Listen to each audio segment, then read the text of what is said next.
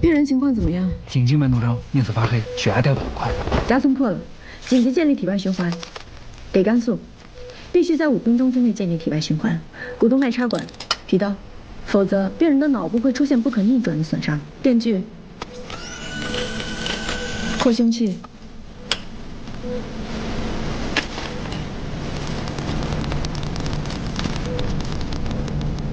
2分50秒。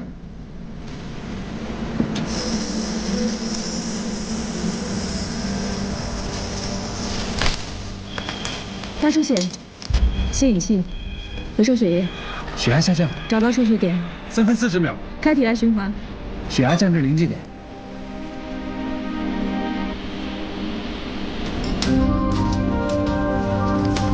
4分01秒。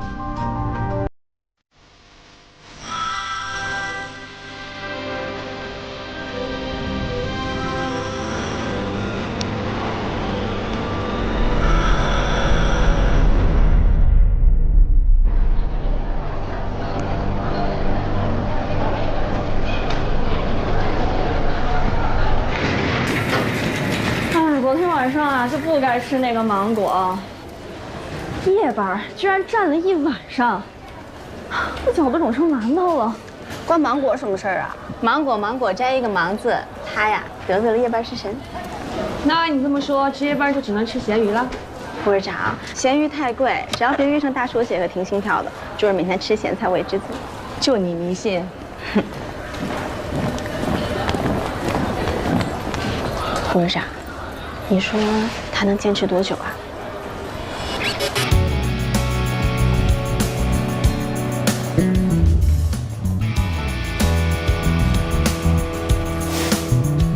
在由男医生统治的安和济生医院心脏外科，唐佳瑜是有史以来第1位女主任。自她空降以来，院内便议论纷纷，什么闲言碎语都有。不仅如此，分给她的4名下属，也都是心外科的麻烦人物。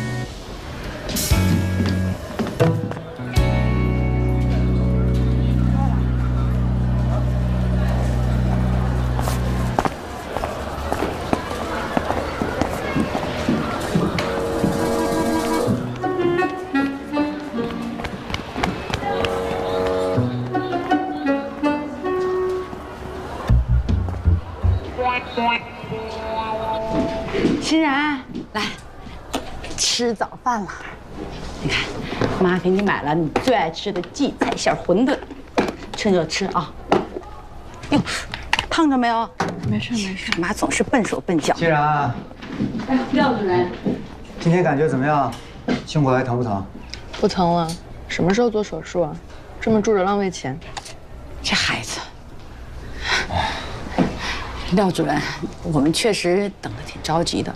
这宋主任到底什么时候能给欣然做手术？我们可是冲着他的名气来的。宋主任最近确实很忙，不过欣然也没在急性发作期。你放心，如果能安排手术啊，我们会尽快安排的。好。我不知道他们有没有跟你说，手术要分2次，费用不低。我已经把房子卖了。 只要能救我闺女，钱不是问题。欣然啊，你好好休息啊。哎，对了，廖主任，这又开了2张检查的单子，您给看看，是今天要做吗？检查不是我开的呀，你们开的？我开的。主动脉夹层病情随时会出现变化，需要最新的检查结果才能做出最准确的判断。您是？这是我们医院新来的。 唐佳瑜，唐主任管我们整个心脏中心。唐主任，我姓唐，今后是陆欣然的医生。哎，廖主任，跟我手下的人交接一下吧。什么意思啊？不好意思，借过一下。感觉怎么样？刚问过了。老秦，什么情况？这你还没看出来啊？上面旨意重新分配病人了。等会儿，这什么情况啊？病人是冲着宋主任来的，你这样合适吗？廖主任，这是病房，有什么事儿我们回办公室说。来，欣然，咱们走。2只手同时握我的手，用力握。欣然，用力。左手的力道比右手弱。这种情况有多久了？昨天洗澡扭到了，没事儿。把2只手同时举起来，我看一下。欣然，配合。举起来。廖小波是我的得力干将，骂他就等于打我的脸，这是杀鸡儆猴。用个外人做中心主任，这实在心不痛。周峰，我可好心提醒你啊，已经激起民愤了，现在换人还来得及。换谁啊？换你吗？又不是没试过。你做代理主任3个月，连着3起手术后并发症。宋宝德，那3封投诉信还在我桌上，你要看吗？心脏手术并发症本来就不能完全避免，是概率问题。我在安和辛辛苦苦像老黄牛一样干了20年，他从国外回来，1天活没干就取我而代之，你说我这面子往哪儿搁呀？啊？你呀，想太多了。唐佳瑜是科梅德医疗中心炙手可热的外科明星，我们安和心外需要这样的手术强人来压阵。你擅长的是科研和论文，这大家都知道。还有，今天我重新分配病人，那也是为你好。骆欣然的父亲3年前马泛综合征猝死，那是遗传病，现在轮到他女儿。还有记者要报道这件事情，像这种容易引发社会热议的弊案，万一你失手了，对你的损害不更大吗？再说，你做的还少吗？你看看你给他找的那4个手下，哪个是省油的灯？她是我前女友的事儿，你也敢编？行了，别狡辩了。我和她的关系，我跟院长已经汇报了，医务处也有备案，所以，我丑话说在前头，如果有人在背后搞小动作，我绝对不会袖手旁观。那既然如此，您就先看看这份东西，然后再决定要不要袖手旁观。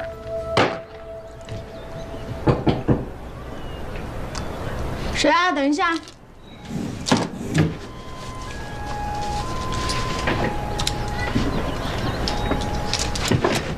进来吧。唐主任。啊。骆欣然的检查结果电脑上现在已经可以看了。嗯。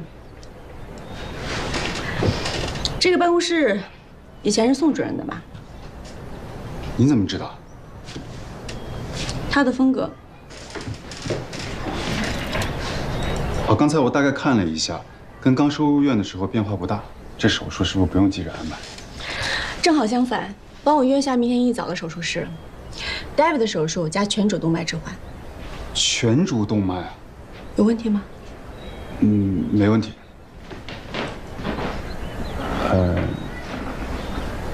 没事，我先走了啊。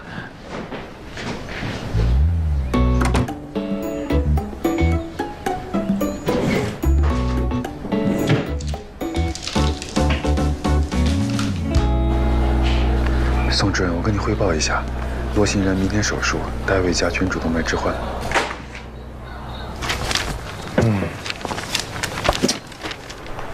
你说我们安和医院怎么堕落成今天这个样子？什么意思啊？副院长的前女友堂而皇之的成了心脏中心的头。哎，你说这院长和医务处也不管管，是不是没王法了呢？谁说不是呢？不过那个前女友吧，她毕竟是个过去式。也许现在唐主任和刘院是清白的。你到底站哪边啊？老孟，这有什么站不站边的？我只是发表一下个人想法，最终我还是跟大家站在一起嘛。哎，行，你坐，来。哎，这女的来路不简单呀，不到40岁就混到这么个位子上。要说这事儿没猫腻，我还真不太相信。你说这要是个女院长该多好，我也不至于这么一大把年纪了，还是个副主任医师。老秦，这事儿你就别多想了，有女院长也不会给你升职的。就是，我看不降职就不错了。为什么呀？我女人缘很好的呀，不信问我前妻。哪任前妻啊？哎，不带损人的啊。龙龙的意思是什么呢？是问让你净身出户那个，还是和你打到派出所那个？还是卖车那个？对，卖车那个。这，老齐，毕竟你的前妻有点多嘛。各位老师，唐主任让我通知大家明天手术，David加全主动脉置换。这女的是不是疯了呀？哎，这国内也没几个人能做这样的手术。对呀，当时我都惊呆了。就这种传说中的术士，就在网上的视频里见过那么几个而已。我看他这是有点故意卖弄的。你们看着，这手术未必做得成。别忘了，宋宝德手里还有个杀手锏呢。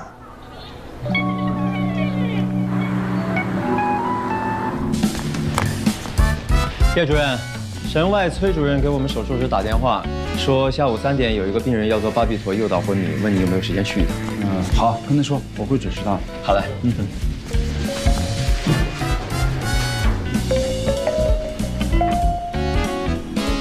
喂，刘峰，你找我？你小子找我，肯定没什么好事儿。来，一鸣，来。刘副院长，找我什么事儿啊？哟，给你最近忙，给你加餐补一补。你要是把食堂的小炒拿来，你说这话我还信啊。但是这可是院门口的葱烧海参，肯定有事儿。说吧，什么事儿？你要是个女的，我一定娶你。心脏中心新来的唐主任，啊，就是你那前女友，全院人都知道了，怎么了？你看这个，他手下4个男医生齐刷刷写了专组报告，都不要跟他一个组。这心脏外科啊，最看重的就是团队合作。他们这是要釜底抽薪。现在他在心外啊，就是个光杆司令。我想他在手术室里，至少有一个靠得住的盟友。我呀，刘峰，你也知道，我这人啊，我不愿意掺和院里乱七八糟的事儿。什么乱七八糟的？这是雪中送炭。外科治病，麻醉保命。外科医生和麻醉医生本来就是背靠背作战的同袍，在手术室里给他托底，有谁比你更合适？我不行。转组申请的事儿，刘峰怎么说？哼，够他头大一阵子了。不过，那骆欣然的手术得我来做。上次那3例并发症，告诉咱们总灰溜溜的。这次啊，借着记者来采访，好好宣传宣传，咱们得扳回一局来。可那个女人有刘峰撑腰啊！我最讨厌这种靠男人上位的女人。我可是老主任的弟子，嫡传的，在这家医院，谁不给老主任点面子啊？可是老主任的性格，他能管吗？会不会管得我说了算。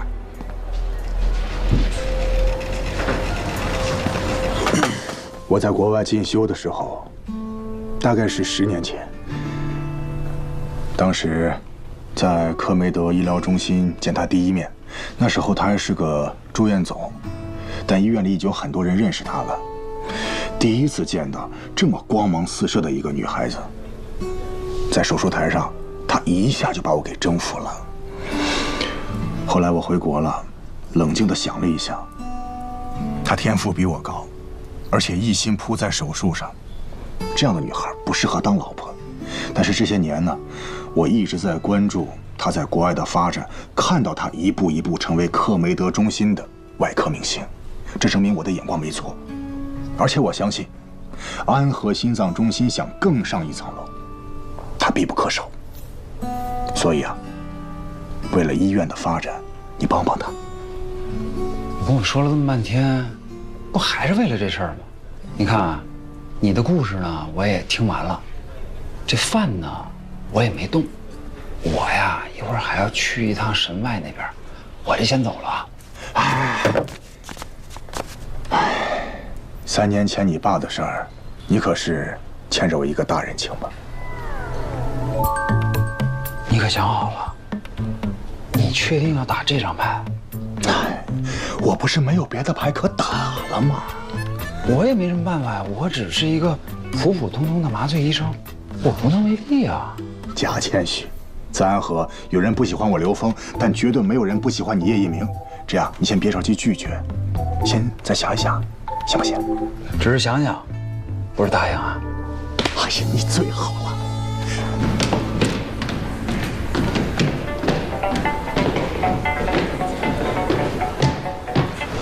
老主任，找我有事儿？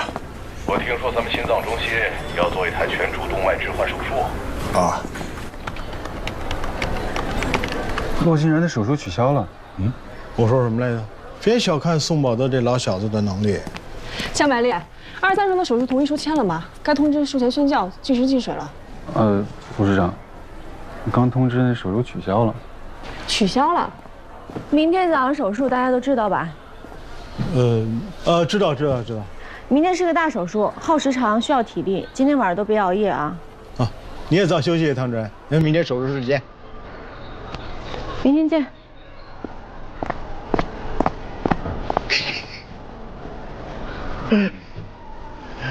哎呀，真不用告诉他吗？干嘛告诉他呀？他这么大来头，肯定有人通知他。唐主任，护士长，你有时间吗？我想跟你说个事儿。什么事儿？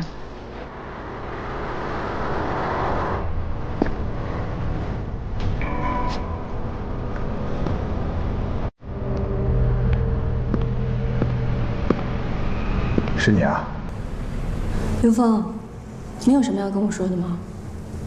关于取消手术，还有转组申请，你都知道了。要不是吴敏敏告诉我，我还像傻子一样被你蒙在鼓里。你当初打电话劝我来安和医院的时候怎么说的？说不会有人质疑我的资历。为什么现在所发生的一切都跟你当初承诺的截然相反？我也没想到会这么严重，连老主任都出马了。要不，这手术你先别做了，把病人先还到宋宝德那组，息事宁人，来日方长。刘峰，我知道，你为了你的师徒，你当然要息事宁人。可关乎病人的安全，更是医生的本职所在。我不允许别人来破坏。这一次，我绝不让步。那能怎么办？我该想的办法都想了。你不要忘了，我是放弃了科梅德的职务回来的，这一仗我不能输。我需要你帮我。说吧，只要在我职权范围之内。进行一次全科病案讨论，我跟宋宝德分别说出自己对于这个病例治疗的手段，让患方自己选。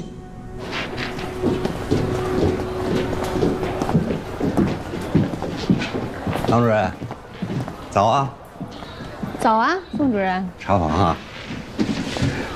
听说你要求病例讨论，让病人2选1。大家都是同事，没必要搞得这么急事白脸的吧？以后急事白脸的事还多着呢，好好准备啊。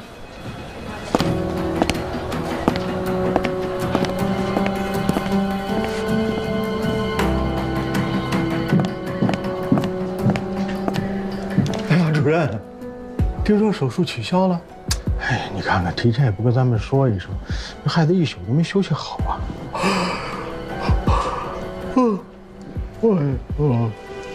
你们的转组申请我已经收到了，只是可惜，医院有它的规章制度，这事儿由不得你们，你们谁都别想。我今天把话在这说明白了，只要我还在安和的一天，谁都别想离开这个医疗组。你们现在不接受我，无非是因为我是新来的，我是个女的，还有，因为宋宝德不喜欢我。但我可以保证，等我开始正式工作的时候，你们会有更多的理由不喜欢我。等一会儿病例讨论，谁都别给我迟到。嘿，这什么意思？你老招惹他干嘛呢？你就好好上班下班不好吗？道高一尺，魔高一丈。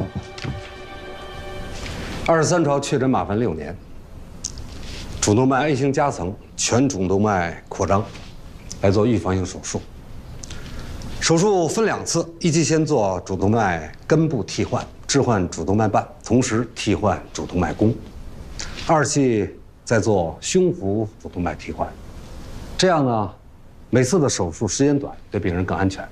现在病人没有疼痛症状，所以呢，我建议让病人先住几天院，把身体调到最佳状态。我说完了。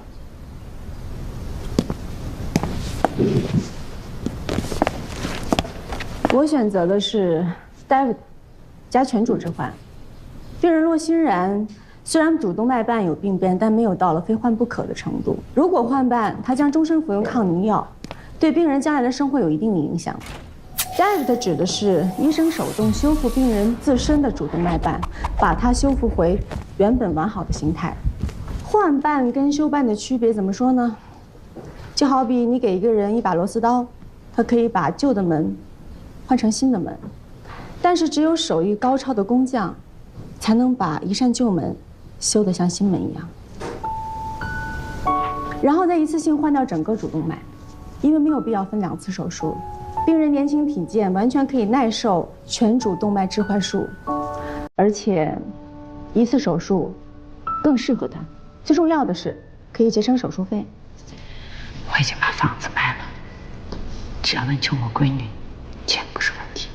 鉴于病人近1年内他的病情发展非常迅速，近2天左右手无法举到同等高度，双手用力不禁等症状，我认为他需要尽快手术。全主置换是心外最难做的手术，国内能做这样手术的医生也屈指可数。唐医生，为病人考虑，多调养几天没什么不好。再说了，病人没有胸疼症状，干嘛着急做手术啊？主动脉夹层是个不定时炸弹，随时可能破裂。一旦破裂，病人会有生命危险。宋主任，没人有100%把握它不会破吧？100%把握没有，不过我愿意做全主动脉置换。欣然，妈，我要唐医生做主导。咱们再商量商量，好不好？刚医生都说了，现在不尽快做手术，夹层破裂有生命危险。我不想像爸爸一样。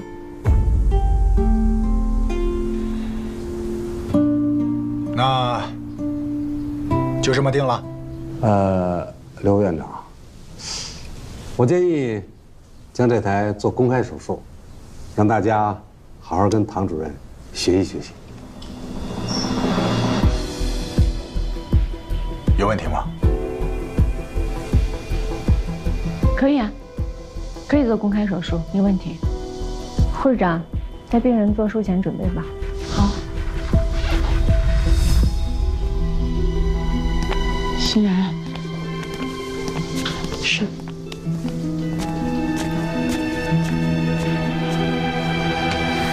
手术风险跟术后并发症我已经说得很清楚了，如果没有异议的话，就请在那儿签字。唐主任，我现在就我女儿一个亲人了，所以进了手术室，您手里可不是1条命，是2条命。我不知道能不能请求您保证欣然她会没事儿。任何医生都做不了这样的保证，只要是手术就会有风险，更何况是心脏手术。我只能说，我尽力。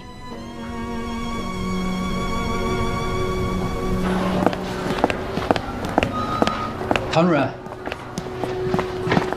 叶主任，有什么问题吗？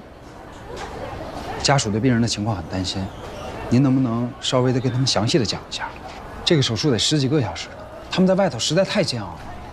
如果让他完全理解这台手术，需要读8年的医学院，和做10年以上的心外科大夫，所以我有必要费这口舌吗？我不是这个意思，我就是说，我知道你的意思，你是替病人家属考虑，但是我不是那种说话亲切、做事面面俱到的医生，我是另外一种，让病人活下去的那种，在手术台上，最大程度地展示我的专业性，救病人的命才是对他们负责，其他的我没有心情顾及。如果没有其他事儿，我去准备手术。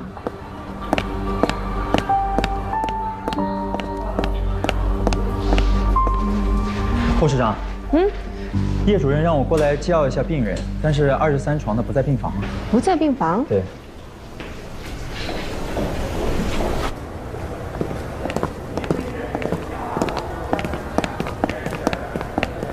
陆欣然，你怎么在这儿啊？你坐下。你不是应该在手术室吗？我选你当主刀医生，作为回报，你答应我个事儿吧。什么事儿？要是我治疗效果不好，术后并发症，你就别救我。我知道你在跟那个老头医生竞争，所以你要是不答应我，我就不做手术。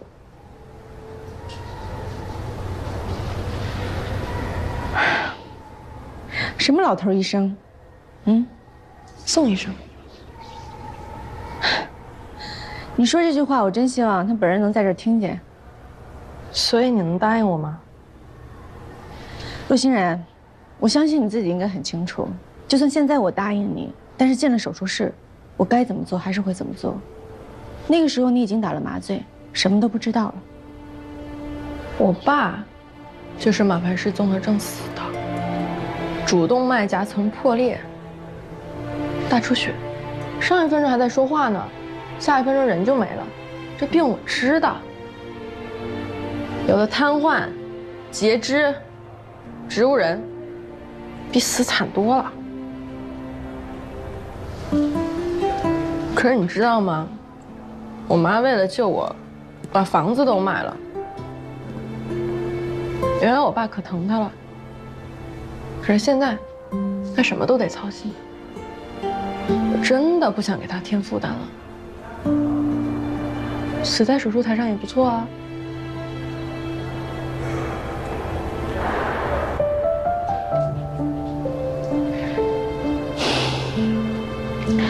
陆欣然，你现在才只有16岁。16岁？别人家孩子16岁，别人家孩子漂亮，而我这么高一个儿，只能打排球，可是现在跑步都跑不了了。不如有尊严的去死，你说是吧？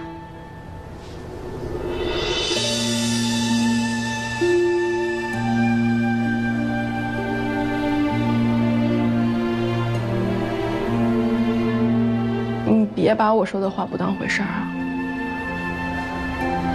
我很认真的，拜托你了。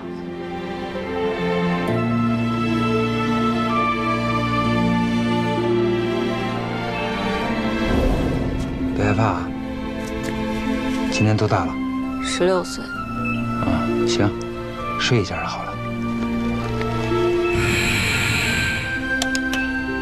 可以给药了，肌松药12个，安定12个。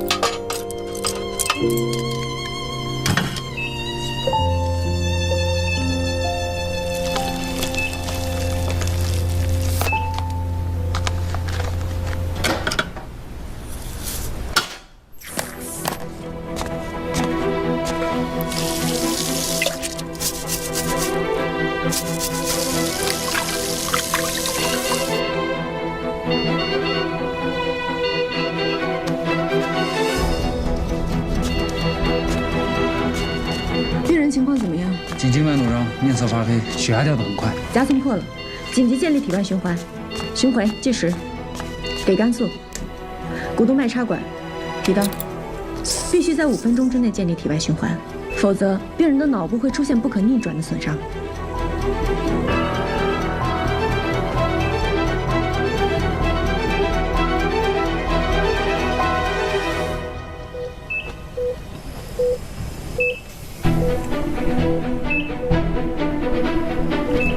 大出血，吸引器，回收血液。2分40秒，找到出血点了，清理它。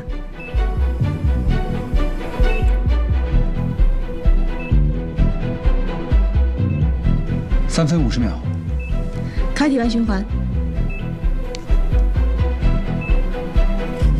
转机，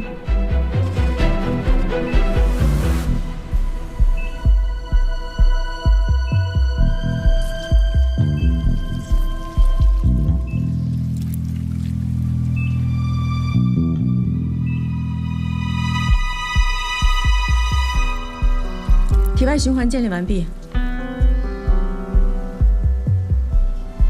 4分10秒，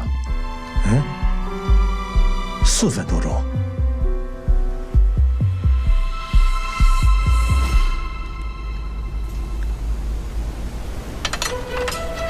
我真的不想给他添负担了，死在手术台上也不错啊。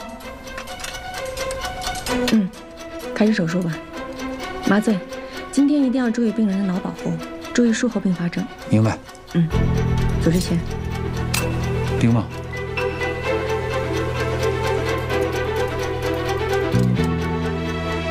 给我26/4分之血管。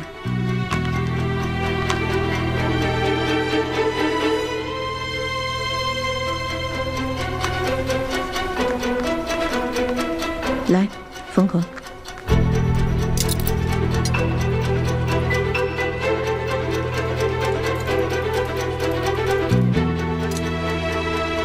麻醉，看一下超声。反流量1.8。1.8。 没问题，这么小的反流量可以正常生活，算是很理想的结果。这么高一个，只能打排球。可是现在跑步都跑不了了。有反流就不能跑步了。唐主任，你说什么？已经不能打球了，必须把跑步保住。 我要2次休办，尽量减少反流。不，刚才休办的时候，他病变的情况比术前 CT 上显示的要大，而且现在已经没有下针的地方了。再说了，病人现在没有办法再耐受体外循环了。对呀，这么大的手术，这个效果是不错的，咱别精益求精了，行不行？是啊，我赞同老秦的说法。你们别说话，主刀医生在想办法呢。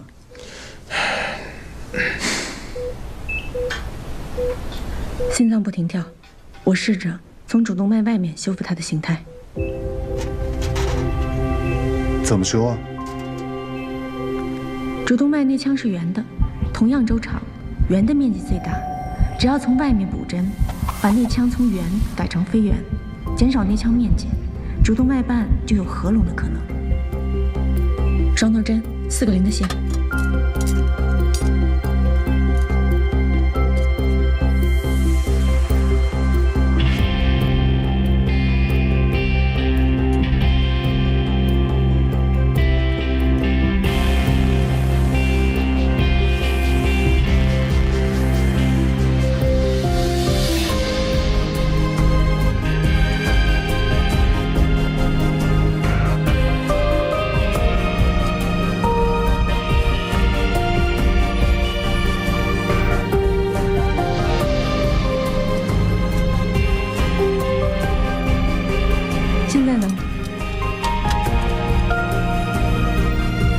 几乎严丝合缝，0.2反流。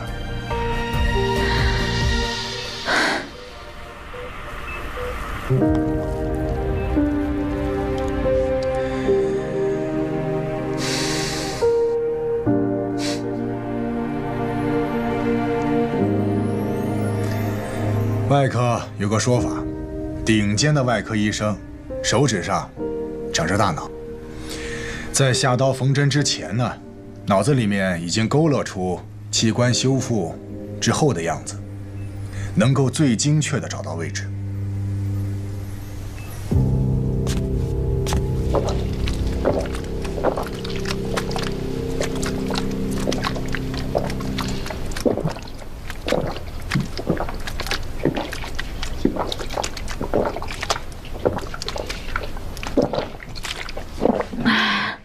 主任，病人醒了，醒得还不错。嗯。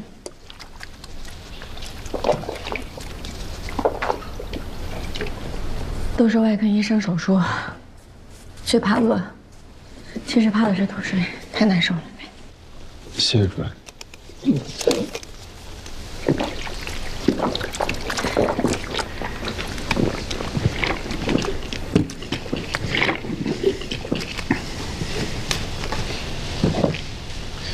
主任，我能问你个问题吗？问吧。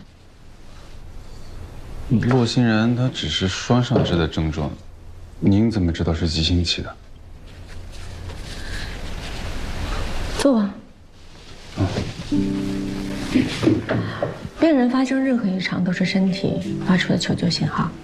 我看了洛欣然确诊之后所有的病例，他的病情进程非常特殊，不是持续恶化，而是在某几个点突然间恶化。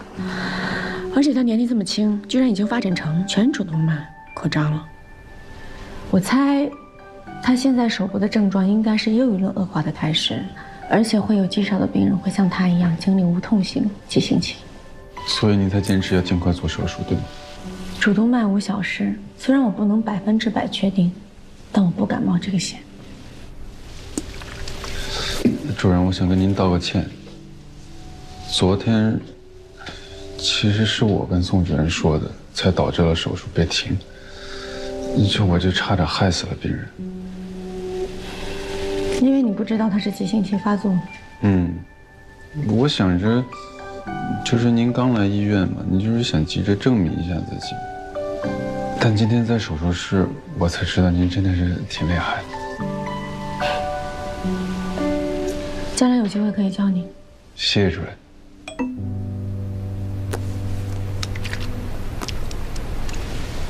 主任，每次我们大手术结束以后，都会去对面的赛因斯，他那可以凭 SCI 影响因子打折呢。要不你今天跟我们一块儿去吧？我不去了，一会儿我还有事儿。唐主任好。唐主任。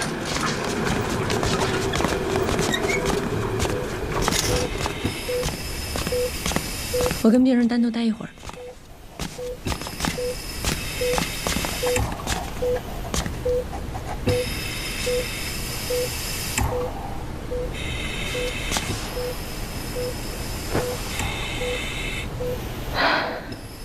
手术很成功，但是术后恢复有几大难关，关关难过。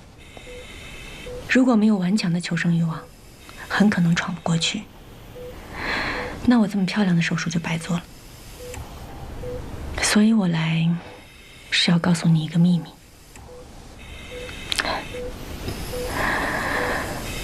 我8岁那年，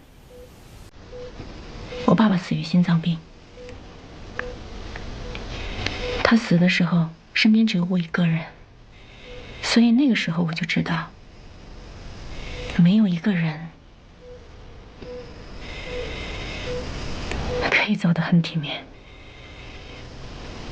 后来我做了医生，救了一个又一个人，也有很多人死在了我的手术台上，但是没有一个人是毫无价值的废物。无论是美丑的、聪明的还是笨的，有钱的还是穷的，每一个在这个世界上存在的人都有他存在的意义。你就是你妈妈独一无二的女儿，你的生命甚至比她自己的生命还要重要。所以洛欣然，我要告诉你，每个人的生命只有一次，所以不管你遇到任何的困难，都不应该轻易放弃，明白吗？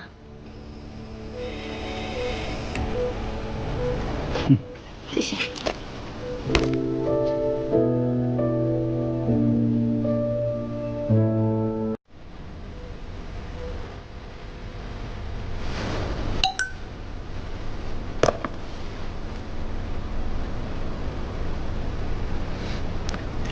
Yes， 这个高度正好，用吧。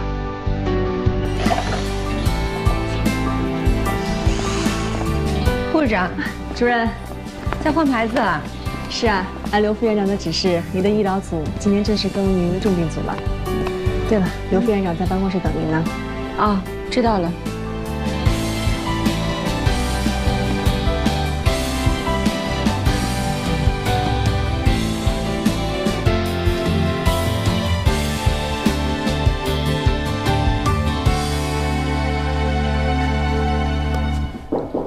进。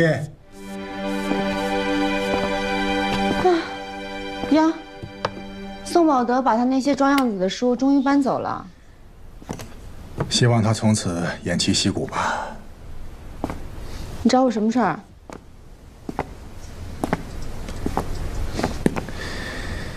有项技术，在国外已经发展很多年，但在国内临床试验上是空白。我找你回来，就是想让你主导研发，用于临床，有完全知识产权、完全国产化的全磁悬浮人工心脏，怎么样？啊？马盘综合征是一种先天遗传性疾病，得了这个病的人个头非常高大，手脚也比常人的长。曾有考古学家在古埃及壁画上发现一位埃及法老的手指异常的长，就推测出他可能患有马盘综合征。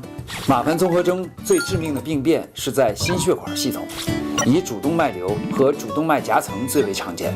比如美国的排球名将海曼，就是因为马盘综合征导致主动脉夹层破裂而猝死在赛场上的。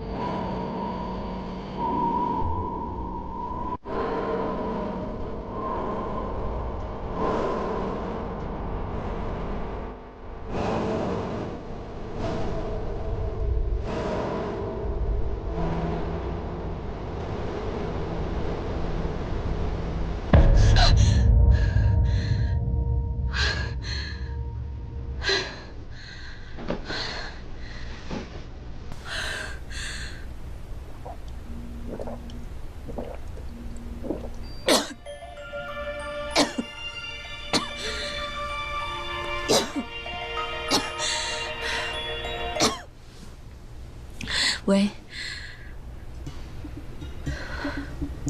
必须马上煮入血，我很快就到。情况怎么样？唐主任，这还没开胸呢。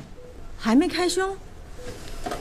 电话里秦大忠不是说大出血吗？主任，这个病人情况还比较稳定，就是一个急诊夹层，可能是120那边搞错了。不好意思啊，麻烦你白跑一趟。来都来了，我上台搭把手吧。CT 给我看。不用，哎呀，我也不是很累，就是昨天值了一个20线的夜班，哎，怎么着也是睡了会儿，哎，也不是太困，哎呀，你还是要上？哎呦，那既然这样的话，主任做这台手术肯定做得更稳，那就麻烦你啊。那我下班回家了。你先别走，秦大忠。这2天江百烈一直值一线，都长黑眼圈了。今天让他回家休息，你顶他。让我当2助？主任，我没事的。你不是不困吗？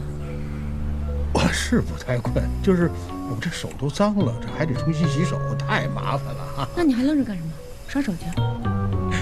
病人情况？哦，对了，秦大忠，又怎么了？今后再有这种情况，没有搞清楚病情，不要给我打电话，不然我永远让你做2助。急诊夹层得，现在一切状况正常。叶主任，可以开始吗？可以了。手术刀，电刀，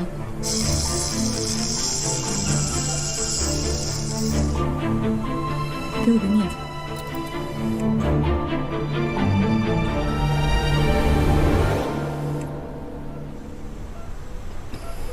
可以了。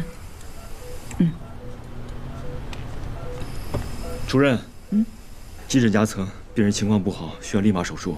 这个还没做完呢，又来了一个。不是一个，是3个。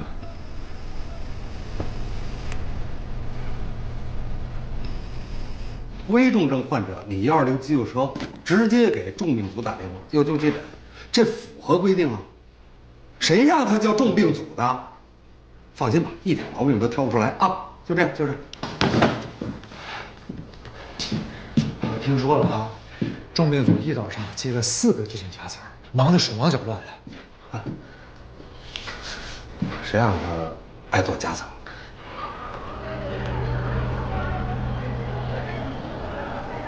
哎呀，叔，您不饿呀？快1点了。哎呦，我的天哪！这开票还不到1个小时呢，这好票都让人给抢走。什么票啊？球票呗。还想今天能早点下来，说不定能抢着好球票。谁想到唐家玉突然发飙，做了回2注不中，简直丢脸丢到姥姥家去了。哎，龙哥、白哥，怎么样？你们顺利吗？还挺顺利的。白丽啊，我下班得送我女儿去学琴，再有急诊手术。我明白。哎，你们不觉得今天有点太寸了？龙哥，什么意思啊？你看啊，每个病人送来前，120都会打电话要求重病组接收。首诊制度加上心脏夹层又是危重症，重病组必须收，而且是来多少收多少。这像宋保德干的。不可能吧？宋主任是不会干这样的事儿的。宋主任是我师哥，对我特别好，人也特别好，这肯定就是巧合而已啊。年轻人，真想送你3个字啊！我来。太年轻。吃饭吧你。不可能是宋主任吧？来，坐等。来，快吃。哎，不饿。喂，刘峰，我在手术室没接到电话。你要请我吃饭？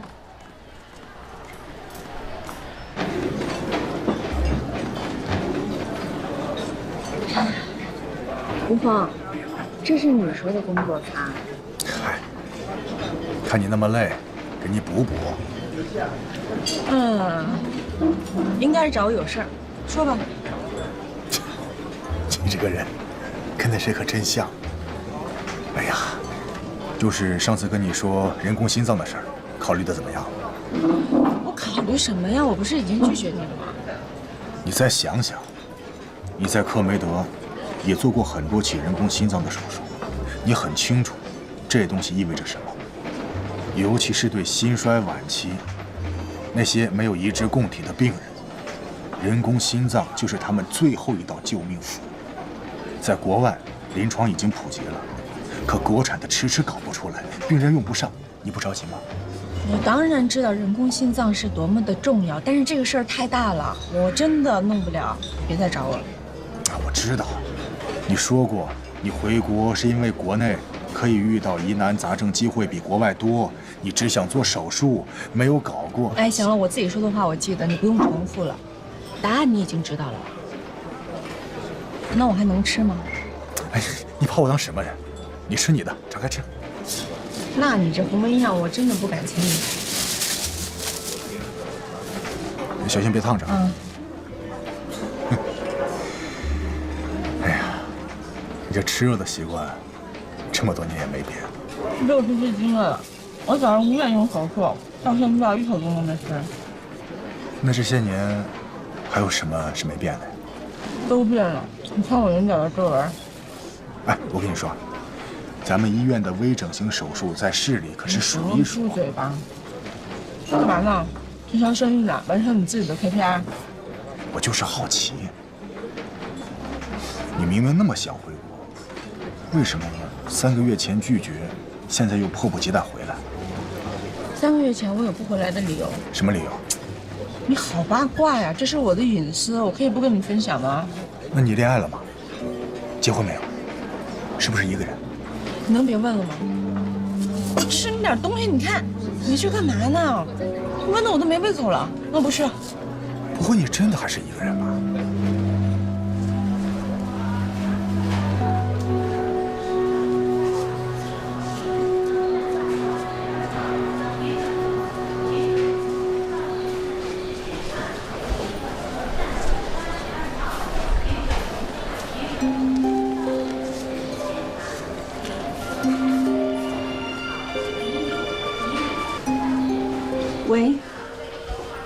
马上过来。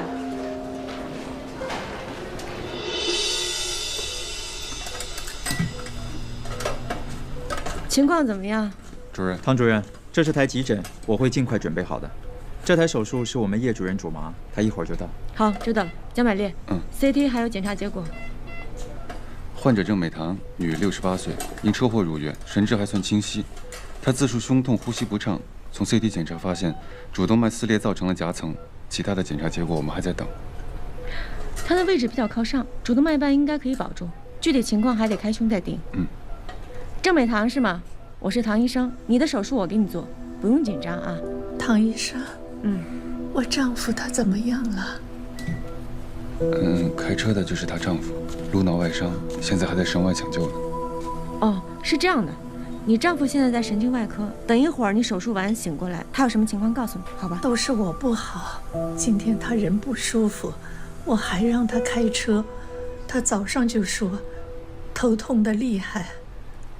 出事前他头疼啊，他这几天心口闷，脚上还长了个白斑，也说痛。脚上长了白斑啊。麻醉来的比外科还晚啊。不好意思啊，刚才有点事儿不在科里。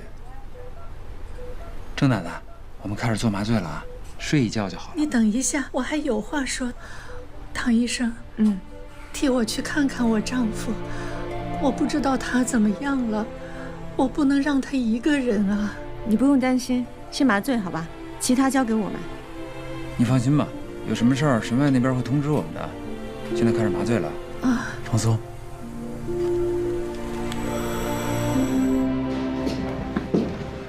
哎，你跟唐佳瑜说是宋宝德捣的鬼，他居然没炸。没炸，一点都没炸。还跟我说让我认真手术。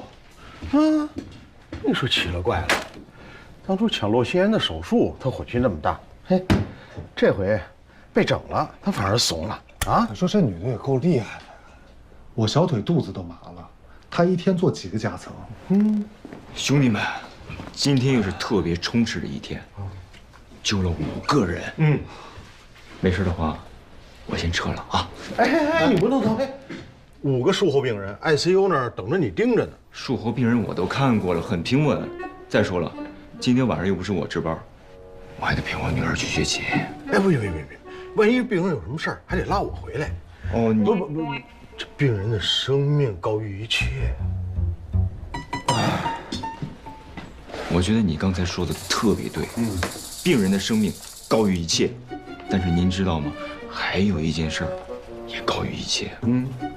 就是陪我女儿去学琴。哎，走了。周大，嘿，哎呦，你说这个周大啊，就知道老婆孩子热炕头，胸无大志。当时你们都争着上手术的时候，只有他说愿意放弃，说愿意留在病房啊照看病人。你说是这，所以嘛，他的家庭还在。哎，小龙，你这。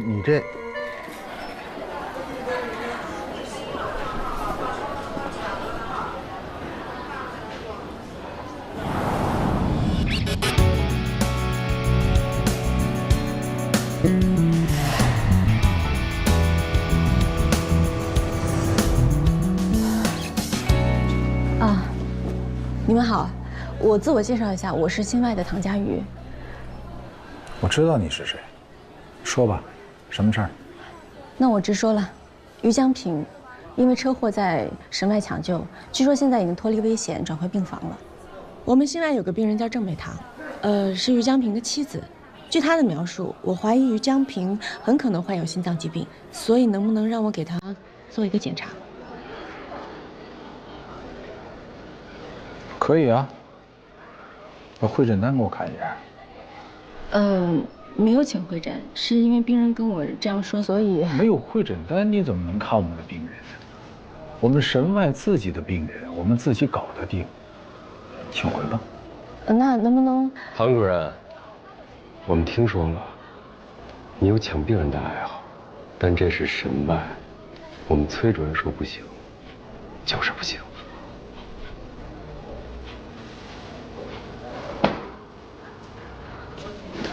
扔下，走吧。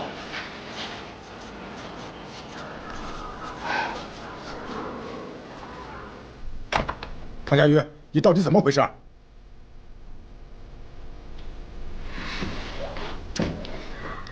静脉曲张的袜子，不用那么紧张。行了，什么事儿啊？你说你吃饭的时候精神还挺正常，几个小时怎么脑子就短路了呢？这话应该我问你啊，你怎么这突然之间发这无名火啊？那不是被你气的吗？崔振强给我打电话说你到神外去抢病人，怎么，在自己的科室树敌还不够，还跨学科得罪人呢？我就知道，薯条三兄弟就是喜欢告状。薯条三兄弟，人家是神外3剑客，都是医院响当当的大神级人物。我跟你说，以后除非神外请会诊，否则你不要再管，听到了吗？听到了。真的，你别骗我。我从来不骗人。佳宇啊，与其到处捅娄子，还不如去研究人工心脏。我说你是不是跟人工心脏磕上了？我都跟你说我不感兴趣，你赶紧去开会吧，好吗？还啰嗦是吧？你脱袜子了？记住了，千万别惹祸啊！对啊，在手术室我看他没反应啊，我以为他不在意呢，没想到他真去了。他这次回来，感觉性格越来越乖。你说，当年那个绯闻的事儿，给他造成了很大的伤害。这一次又见我，感觉是过不去。怎么不可能？我今天跟他吃饭，就问了几个简单的问题。有没有恋爱？是不是一个人？他一下就不好了。我觉得这些年，8成他还是单身。唐主任还单身？肯定是。行了，我要去开会了。你帮我去趟神外，他如果要惹事的话，你跟老崔熟，你帮我拉拉架。千万不能让他知道是我让你帮他。他那次尊心了，知道了反而会不好。好，我正好要去神外做一个巴比妥诱导昏迷的病人，交给我吧啊！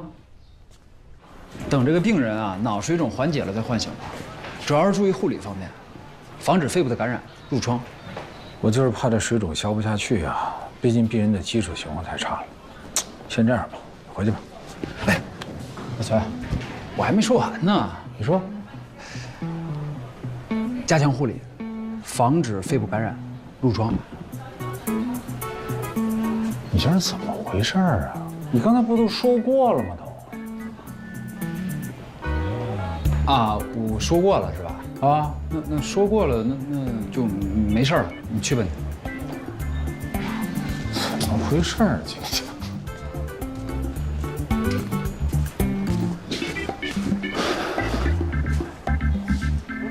跟着我干什么啊？我没跟着你，我是来看病人的。你别跟着我啊！唐主任，于江平在特5间，那间。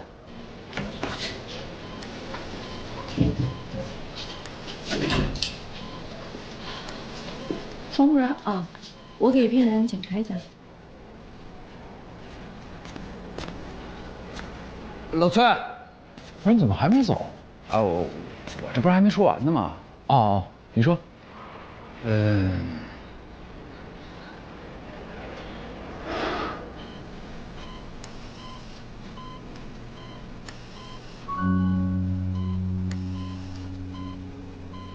我是想问问你啊，有没有什么关于帕金森的这个新临床实验？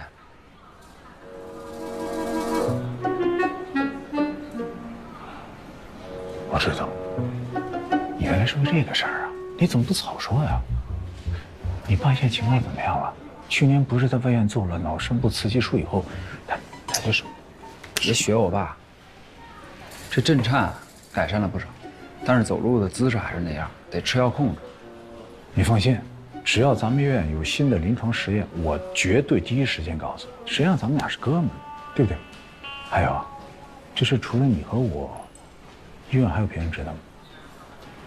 除了我们家里人，就你和刘峰了。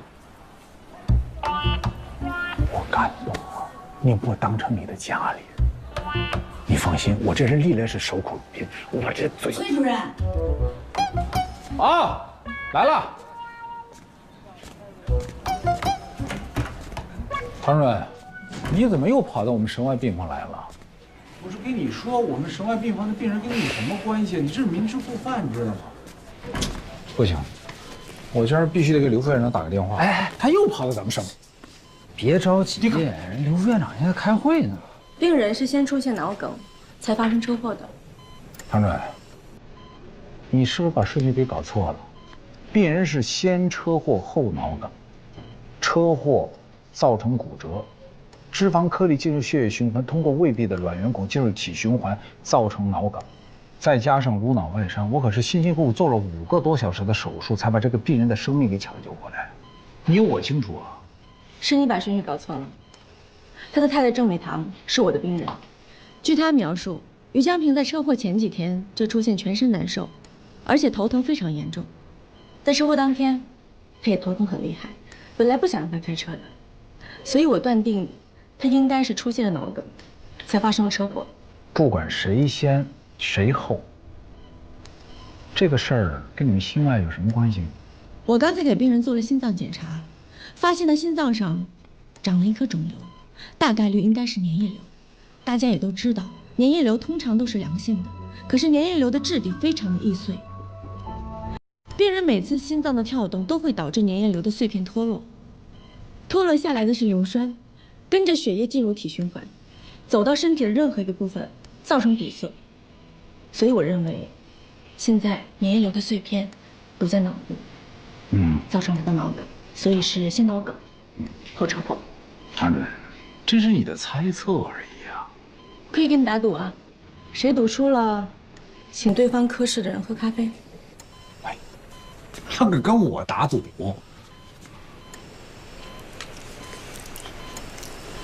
在这儿。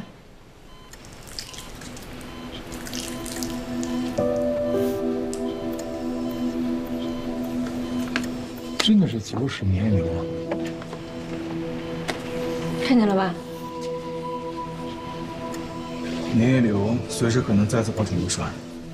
如果2次脑梗塞，病人的存活率就不乐观了。按理来讲，必须尽快手术，但是他刚刚做完颅脑手术，没有办法耐受我们心外必须要上的体外循环，所以他现在的病情是需要尽快手术。可是他的身体不可能尽快手术。你们有什么好的办法吗？唐主任，我们各自想办法啊，我们随时沟通，尽可能保病人，好不好？好，有什么情况随时联系我。你赌输了，明天请我们科室的人喝咖啡，我喝摩卡，双份奶油。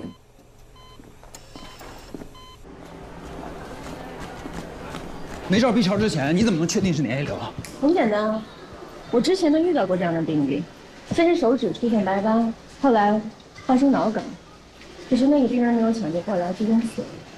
所以今天郑美棠一说我就怀疑了，不过最终能够确诊，是因为我听到了肿瘤扑落音。肿瘤扑落音，原来是这样。粘液瘤在心脏跳动的时候会撞击心脏壁，发出声音。这你可没告诉老崔，要是告诉老崔，你就骗不着咖啡了，够狡猾的呀。叶主任，我知道今天的急诊夹层都是宋宝德安排的，他派你来神外跟踪我的企图，我没有兴趣知道。但是我想告诉你，你们这么做真的很幼稚。我和宋主任，你误会了。手术室是高危操作，如果对麻醉医生不信任的话，我没有办法安心做好每一台手术。所以今天我会通知你们部门的主任，从今以后，我的手术室你不用来了。可是我主攻的就是心外和神外，尤其是心外。你真的误会了，我和宋主任真的什么事儿都没有。我今天误会和误会不重要，还是小心点比较好。你还是上其他医生的手术吧。还有，请你帮我转达宋宝德，他想怎么做随他的便，但是不能做任何事情危害到我的病人，这是我的底线。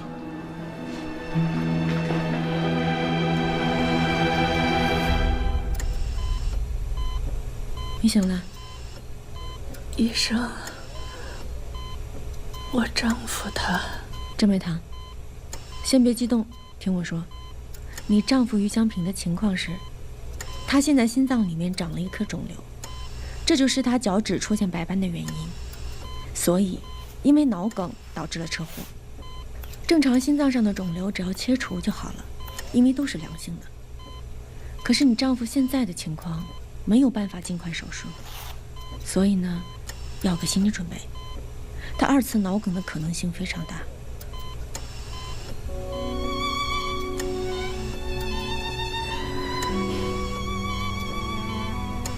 医生啊，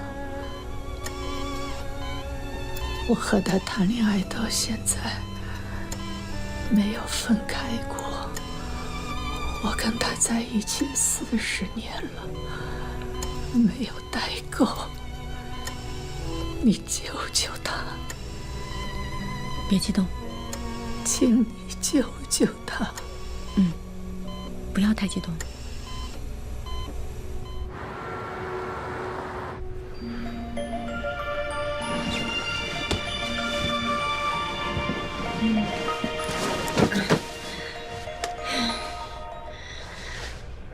喂，喂，主任，你快回来吧。又是夹层吗？不是，是外伤。120打电话给值班室，要重病组接诊。主任，秦主任让你快来，说他搞不定。我知道了，马上过来。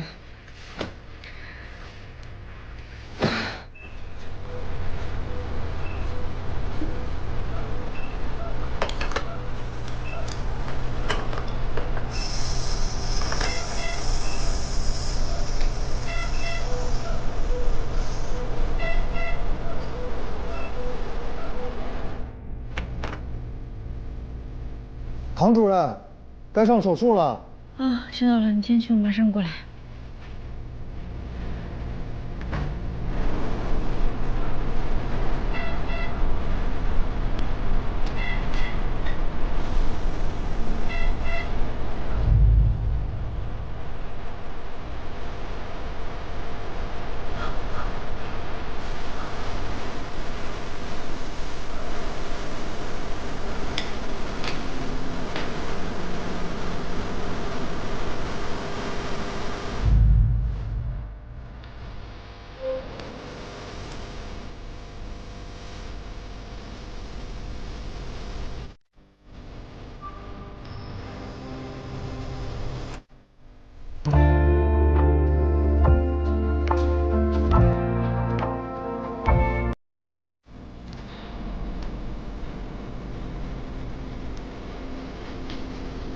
像他这样连轴转，我真怕会出事儿。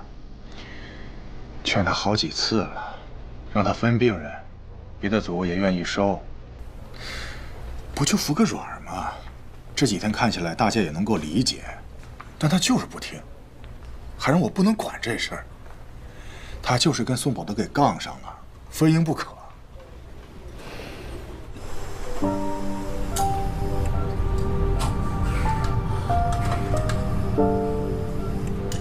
主任，没事吧？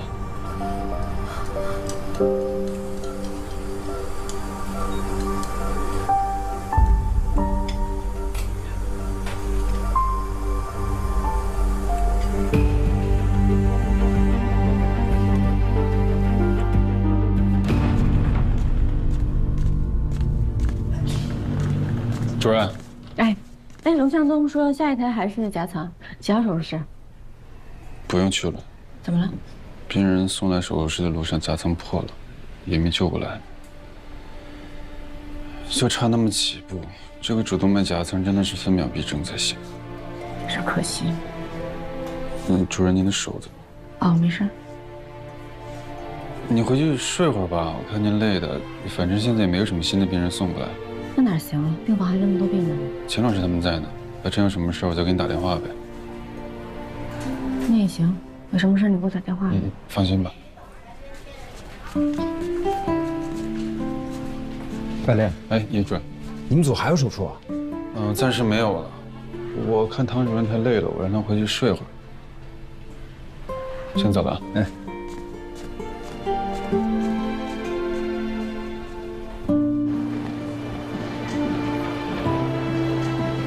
哎，小佳，哎，宋主任，到我办公室，有东西给你。哎，大钟说，宋主任让我给您的。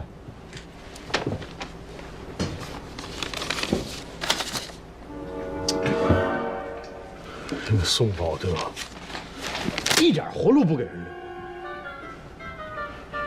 没事没事。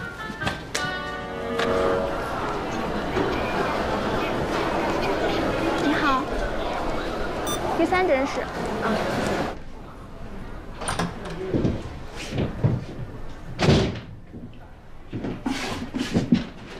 唐佳宇，真的是你？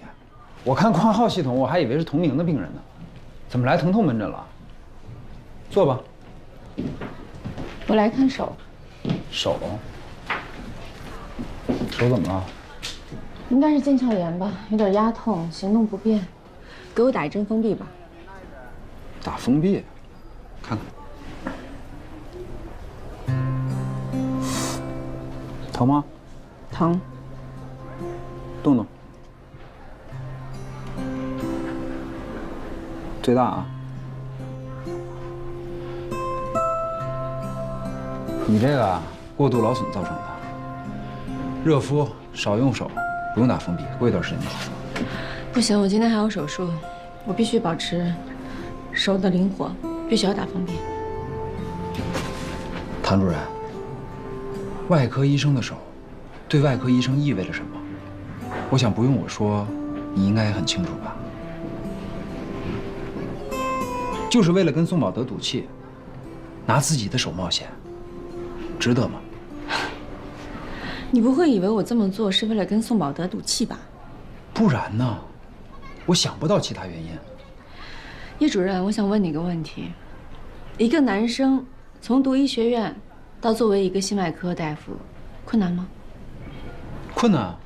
这心外是外科皇冠上的宝石，同类水平呢，在别的科都已经可以独当一面了。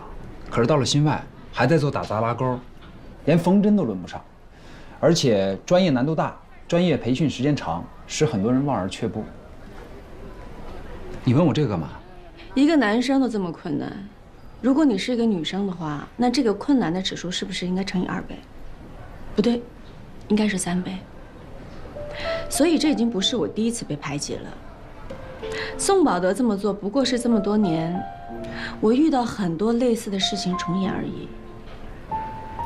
在科梅德实习的时候，所有人都认为我一定会换专业，连跟大家拉个钩都需要挤破头去争取。可是10年以后，我是那儿最出色的外科医生之一。这些不是靠赌气挣来的。宋保德现在排挤我，我觉得倒是给了我一个机会，甚至是一个展示我自己的舞台。让安和医院所有质疑我的人能够清楚地看到，我非常能胜任这个职务，而且我可以做得更好。宋保德要的是输赢，而我要的是尊重。获得尊重的唯一途径就是完成手术，这是外科的生存法则。原来是这样，对不起，是我之前的想法狭隘了。你的确挺狭隘的。其实，宋保德排挤我，给我安排了这么多手术，倒是一件好事。这样做可以加速磨合我的团队。现在我完全知道我手下的医生他们的优缺点。要不是因为最近手术太忙了，我真的应该抽出时间请他吃顿饭，谢谢他。那再给我检查一下。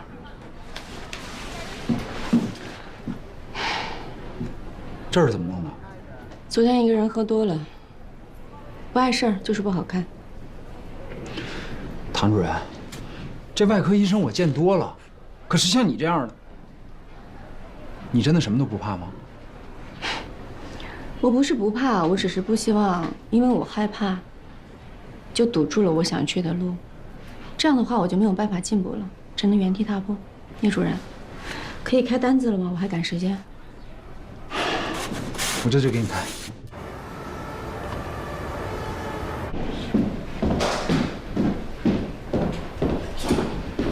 主任，哎，部长，郑部堂找回来了吗？找回来怎么样？生命体质都很稳定，就是情绪不太好，很担心她丈夫的情况。您和省外的人想好手术方案了吗？还没有。休息室给你留了盒饭，你快去吃一口吧。好。哎，ICU 打电话说，怕船上上 ECMO， 还没签同意书，催咱们呢。那马上跟江美雷说一声。ECMO。不用体外循环，改用 ECMO， 也能够达到维持循环的目的。这样可以少用肝素，尽量避免病人术中术后脑出血。但是 ECMO 是一个封闭系统，用它的话，心脏不能停跳。那出血怎么办呀？加个快速输血装置，把血吸走，相当于一个心脏不停跳的手术。这是个好办法。可是，也不是很保险。但是多等1天就会增加病人2次脑梗的风险，只能冒险了。当中如果出现任何问题，省外随时介入。那就这么办吧，我怕再拖下去，到时候还有别的事情发生。我想今天晚上手术。虽然我知道最近大家都很累，可是，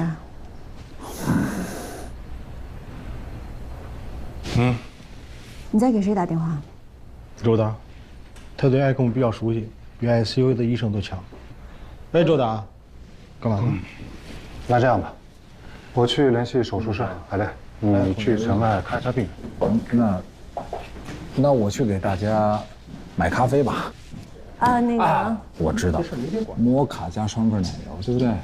我跟你说呀，糖吃多了小心糖尿病。ECMO 联系好了。辛苦了。有别的事儿也尽管说话啊。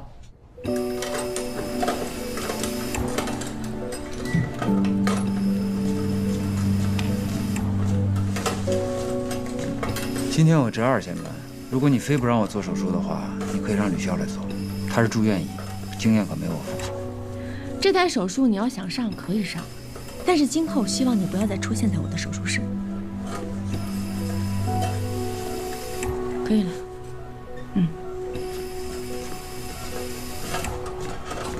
这台手术能不能成功，不在于肿瘤切除，而是在于病人术后能不能清醒。所以麻醉，帮我把病人血压维持在正常值。放心吧，交给我。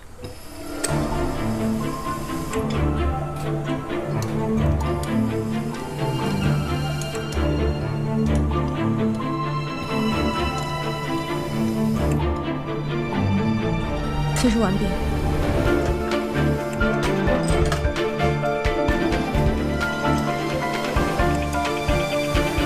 然后呢，你一定要注意，然后把这个继续交给他啊，把新买走了。哎，美丽，主任，他给你这是什么？叶主任让我交给宋主任的。上次宋主任找他咨询病人术后疼痛管理的问题，这个病人在外地，里面都是他自己记录的用药量什么的情况。哦，是这个啊？哦，没什么，那你走吧。行，主任再见啊。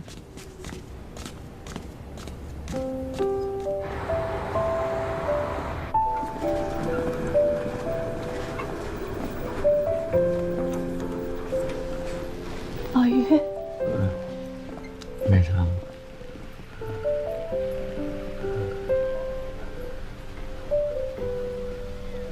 医生说我们都脱离危险了。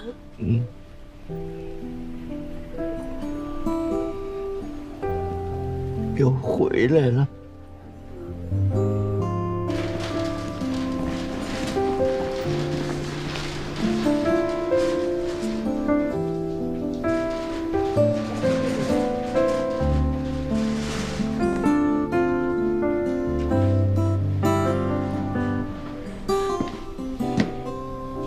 看什么呢？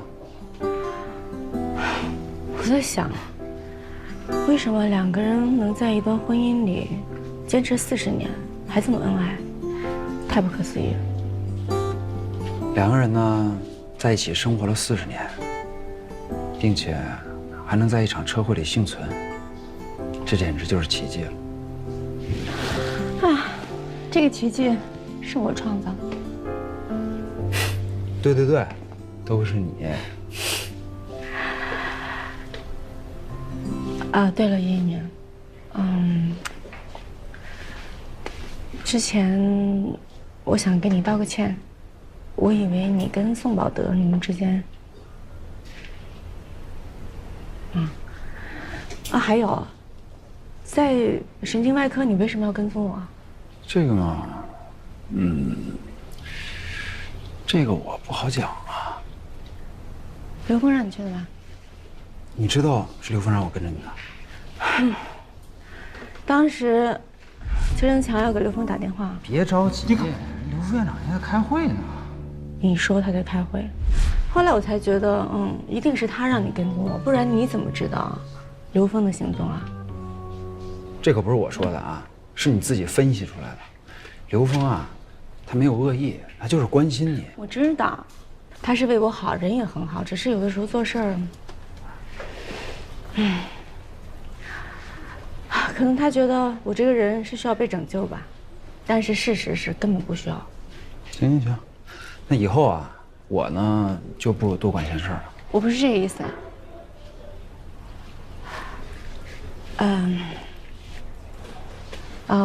我是想说，我需要一个朋友。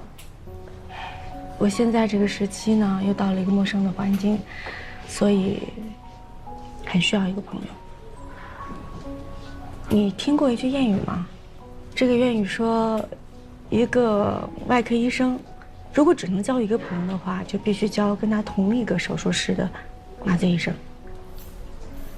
所以，叶一鸣，你愿意成为我在安和医院的第一个朋友吗？你这是什么谚语啊？是你自己瞎编的吧？那行，我想想啊，这是愿意还是不愿意？还用想吗？那勉强就算了。我愿意，我愿意和你做朋友。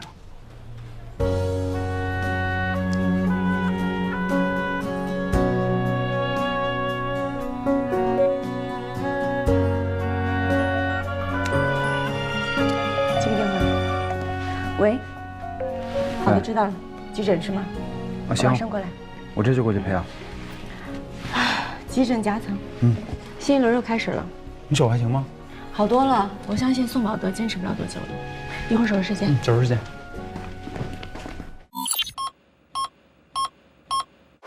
心脏粘液瘤是最常见的心脏良性肿瘤，虽说是良性的，但是长在心脏里就不能小看它了。心脏粘液瘤随着心脏的收缩和舒张而活动，它的瘤体很脆，活动时容易掉下碎片，碎片随血液循环游走全身，停在哪里就造成了哪里的器官栓塞，后果十分严重。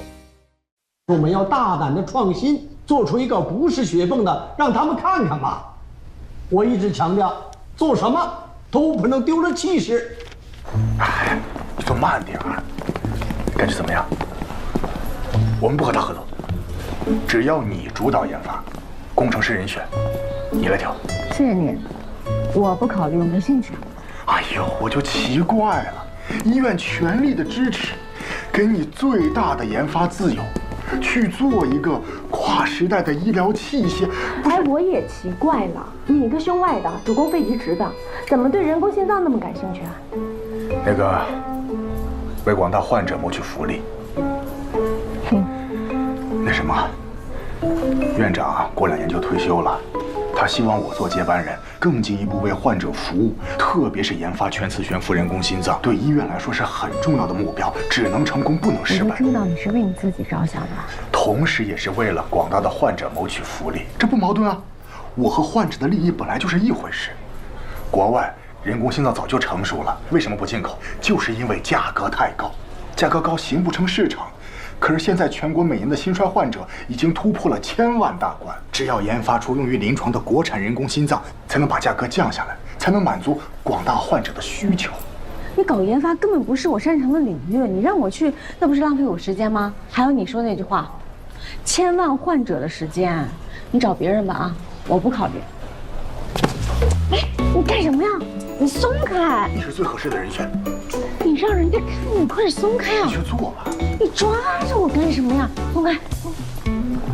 哎，院长。刚才我在行政楼看见唐佳瑜和刘副院长公然的拉拉扯扯的。唐主任的手术技术咱都见识过了吧？人家的私事，咱不多嘴了啊。但这两个不能混为一谈，技术是技术，人品是人品。一想到他是因为和刘副院长关系不清不楚才上位的，你就一点不生气啊？我气呀！一开始你们都生气，我也觉得可气，但是后来我冷静地想了想，你说气什么呢？气坏了身体是自己的，龙龙。我觉得吧啊，只要能够按时下班，按时发工资，龙龙，其他的事情咱别多管。是，说的都对。所以为了我的身体，我以后也应该少跟你说话，因为跟你越说我越气。换药去。你气什么呢？护士长，他来了，让大家准备吧。哎。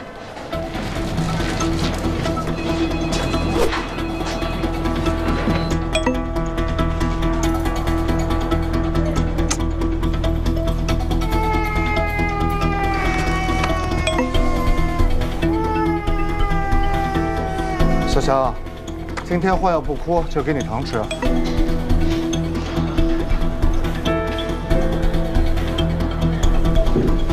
哎，主任，您可算回来了。怎么了？刘副院长说给你打电话打不通。刘副院长说，医务处临时检查，让唐主任务必去跟医务处长欧阳打个招呼，希望1面带微笑，2态度可亲，3最好少说话。这个欧阳处长是谁啊？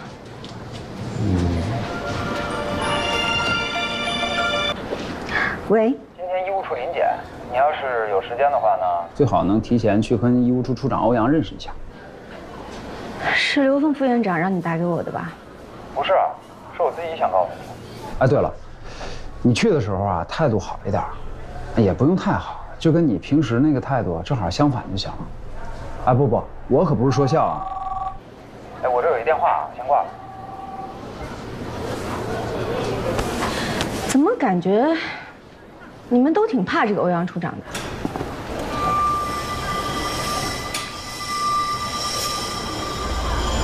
检查强群的重要意义。心外病人术后需要在走廊多走动，这样有利于康复。病人走路时手可能会扶墙，扶过墙的手又很有可能会接触到伤口，所以不仅是强群，整个心外病区都应该保持干净和整洁。吴护士长还是和以前一样，让人放心。唐主任，你好，唐佳瑜。唐主任，在心外手的卫生很重要。我刚才摸了很多东西，就不跟你握手了。我只是来打个招呼。再见。你等一下。处长，这几个病例有问题。住院号036，危重病例讨论记录上级未签字。住院号079，入院大病例上级未签字。住院号021，手术同意书上级签字未精准到分钟。吴护士长，这几位病人的上级医生是谁？让他们来一下。都是重病组的病人。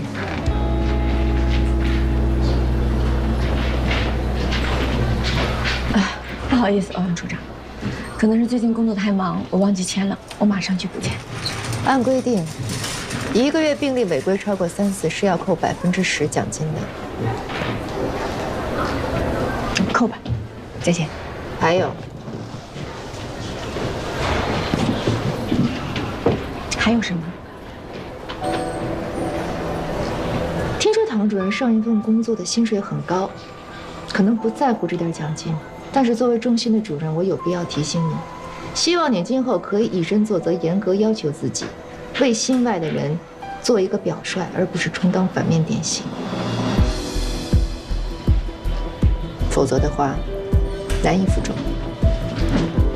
你说的没错，我之前的薪水底算很高，而且一定比你想象的还要高很多。我是克梅德医疗中心薪水最高的外科医生之一。既然今天说到这儿了，我就多说几句。医院用那么高的薪水请我来，用我这双手是来手术的，不是签字的。可能欧阳处长文职做了太久了，已经忘了一个医生的本质。你什么意思？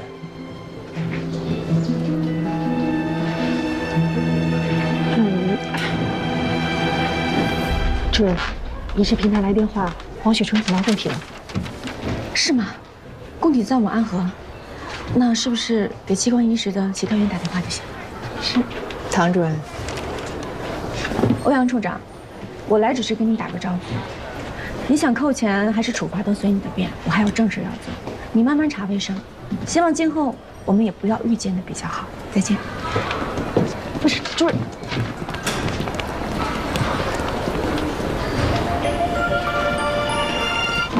接通了。哎，你好，我是新麦唐佳瑜。啊，对，器官移植。你办公室在几层？我去找你。你转身。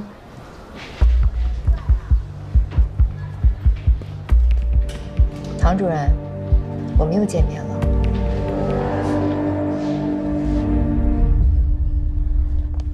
唐医生，好久不见。唐医生，哎，又见面。你是不是比2年前瘦了？当然，我一动就喘不上气，连女儿都抱不动。我给你看相关的照片。长这么大了，2年前还是个小 baby。哎，孩子长大了，可我还是老样子。别着急，做完心脏移植，你就可以抱动了。这次真的能做移植手术吗？唐医生，在国外是你救了我，后来我们因为保险失效的事情回国，当时我最大的遗憾就是移植手术不能由你来做，没想到兜兜转转你回来了，还给我带了一个心脏。不是我带的，是碰巧有个你已培训成功的供体，但是能不能做成手术呢？现在还不能确定。不过现在的情况非常好，供体就在安和医院，少了运输，减少变数。唐家，给你做检查。江百烈，你陪王雪纯做术前检查的时候要寸步不离。虽然他现在情况还不错，但是心衰依然很严重。他是我的老病人，我不希望有任何问题。明白，唐主任。秦大中有话说。我能不能申请接病人去做检查？我记得你曾经跟我说过，你有副主任之称，做2周都屈才了，怎么现在愿意做陪检这种杂事儿？为患者服务，不分贵贱。主要是我对这个病例比较感兴趣。那好吧，周达，哎，负责科里其他的病人。好。龙向东、江百烈，你们2个负责从捐献者那取供体，开胸之后确保心脏 OK， 给科里打电话。好的，唐主任。那还有其他吩咐吗？没有了。走。哎，你跟我们唐主任在国外就认识啊？对，我遗传的扩张性心肌病，第一次发病的时候是他救了我。那他在国外怎么样？都什么情况？你是什么？工作。啊，像可梅德那么有名的心脏中心，那儿的人都怎么看他呀？评价很高啊。2位好，我是安和医院医务处处长欧阳真宇。请问2位是袁蕊的父母吧？啊，我是袁蕊的爸爸。小蕊怎么样了？电话里头说，她遇到车祸了。因为2位在外省，所以电话里面不方便细说。很抱歉，经过医院多个科室会诊，你们的女儿袁蕊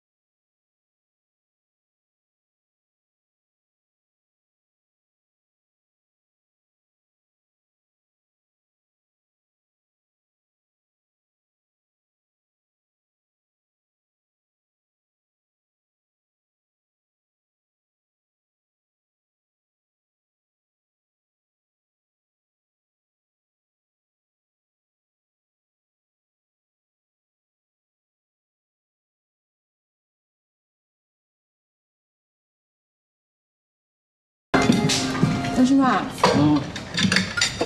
今天拜你所赐，我见了一个特别讨厌的人。那不用问了，一定是欧阳真宇。他为什么那么讨厌啊？他只是性格有点特殊。我跟你说，能在安和啊让人又敬又怕，这人啊肯定就是他。哎，我觉得你们俩性格挺像的，其实以后没准可以成为朋友的。你说什么？我跟他像啊？哪儿像啊？他是个机器人。我跟你说，欧阳在安和10年了，他是从医务处最基层做起来的。他刚到医务处的时候，应该没有这么讨厌吧？好像也是这样。啊？那他上级领导怎么能受得了他？院长特别欣赏他。你看他平时工作认真、铁面无私，做事呢有自己的一套原则，从来不动摇，所以大家才这么敬重他。哎，被你花成一朵花了。喂，说。进。家属为什么会拒绝捐献？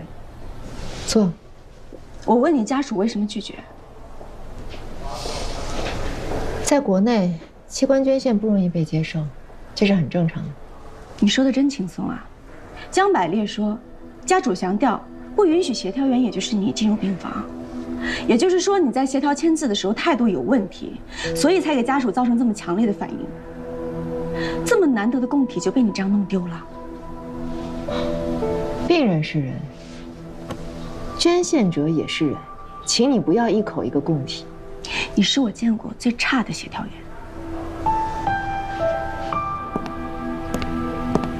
你什么态度啊？想一走了之吗？我搞砸的事情，我来补救。我得盯着你一塌糊涂。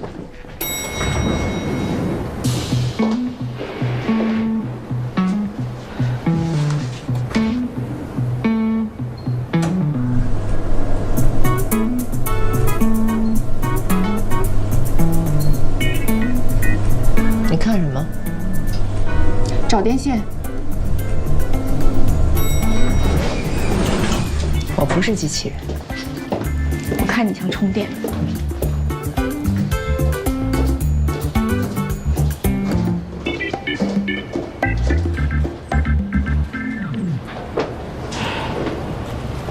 你跟我进去可以，但是要答应我一个条件。你觉得你现在还有资本跟我谈条件吗？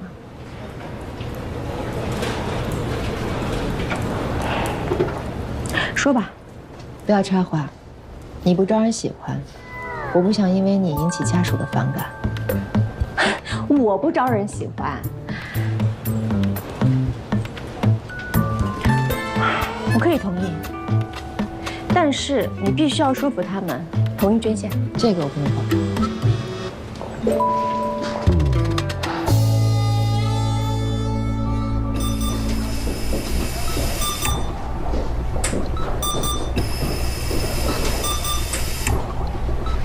袁爸爸，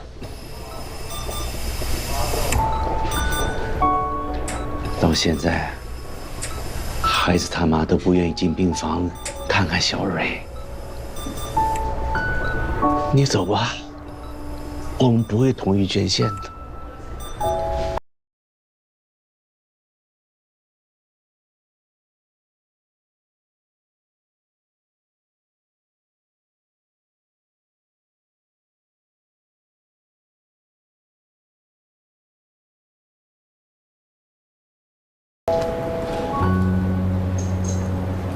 您为什么说袁蕊一天都没有尽过孝？和你没关系。她没考上大学，是18岁那年离开家的，跟一个小混混跑了，不学好的东西。5年，一次都没有回去过，还偷偷跟他爸借了一大笔钱。这些也就算了。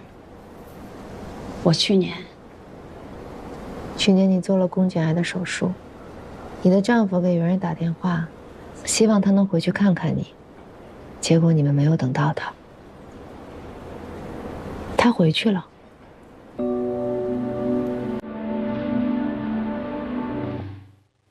这是跟他一起合租的那个女孩给我看到的她朋友圈的截图，她当时看到就截图了。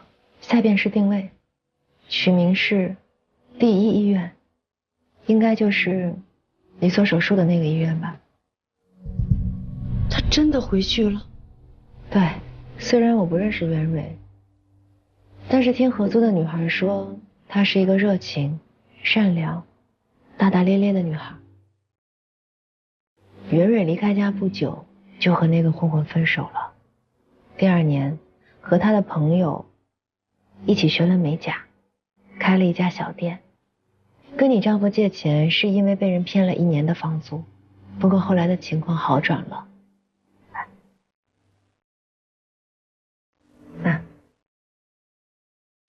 就是他们的小店，我在点评网上搜到了这家店，很多客人都说小蕊是他们最喜欢的美甲师，还给了她很多5星的评价。还有这张照片，虽然我不认识袁蕊，但是我觉得她一定不是一个自私的女孩。跟她合作的女孩还说，她每个月都会存钱，说存够了就会还给她老爸，等还清了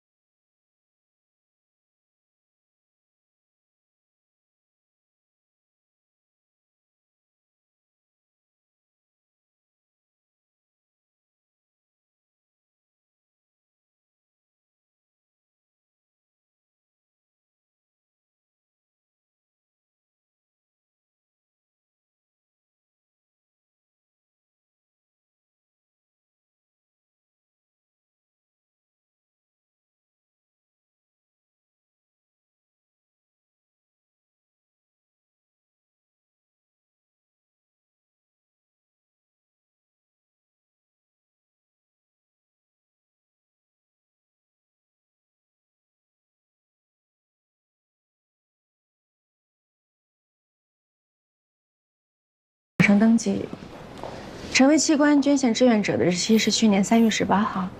你不可能不知道，为什么刚才不说？器官捐献必须家属心甘情愿，不能有一点道德的绑架和感情上的勉强。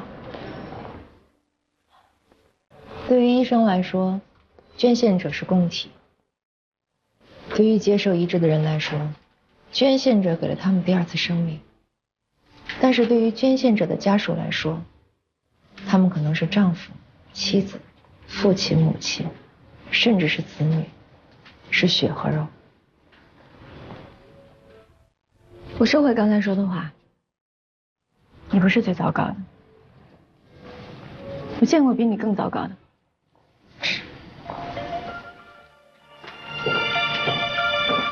喂，主任，袁蕊出现右心衰竭症状，不符合移植要求，被平台从供体名单里剔除了。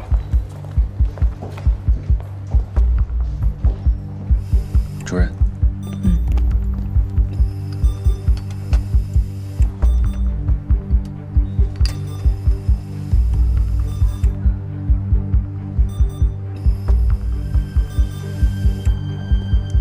病人这么年轻，之前又没有心脏病，应该是骨折，造成了栓子堵在肺里，我想应该是急性肺栓塞。给龙向东，你怎么不打了？你说呢？肺栓塞，心脏只会进一步恶化，再用药没用了。龙向东，我不知道你这种态度是从哪儿来的，但现在你给我听清楚了，马上通知手术室开胸取栓，只要栓子取得快，右心衰竭也可以逆转。开胸取栓。主任报告。主任，是肺栓塞。知道了。愣着干嘛呀？快去呀！那没事，我来吧。是这样的，袁蕊出现右心衰竭，怀疑是肺栓塞造成的。为了能够保住心脏，我们必须尽快手术，时间很紧迫，所以我们需要你们同意才能。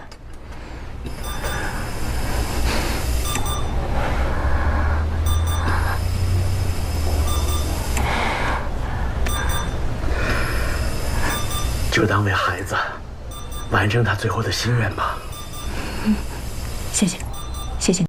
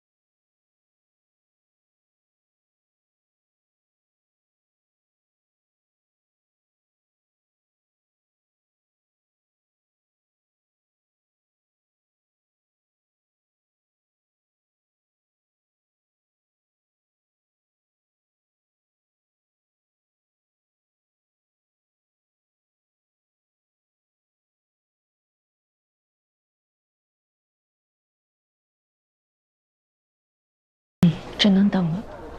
今天谢谢你。不用谢我，其实你也清楚，我之所以愿意接这台手术，是因为根本没有任何医生愿意接。我也是因为我们的私人关系。如果有人工心脏，像王雪晨这样的心衰晚期患者，就不会把所有赌注压在一个边缘供体上。所以你现在觉得研发全磁悬浮人工心脏还是在浪费你的时间吗？抢活一个边缘供体，只能救活一个病人。如果有人工心脏，能拯救多少患者？这样的算术题，像你这么聪明的人，不难算吧？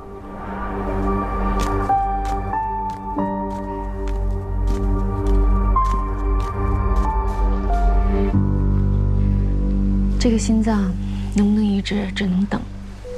也许明天，也许要等很久。最终能不能用也不知道。所以，不要寄予太大的希望。汤医生，这颗心脏会没事的。不要过于乐观。不是乐观，是因为有你在，所以我有这个预感，心脏会没事的。我等你的好消息。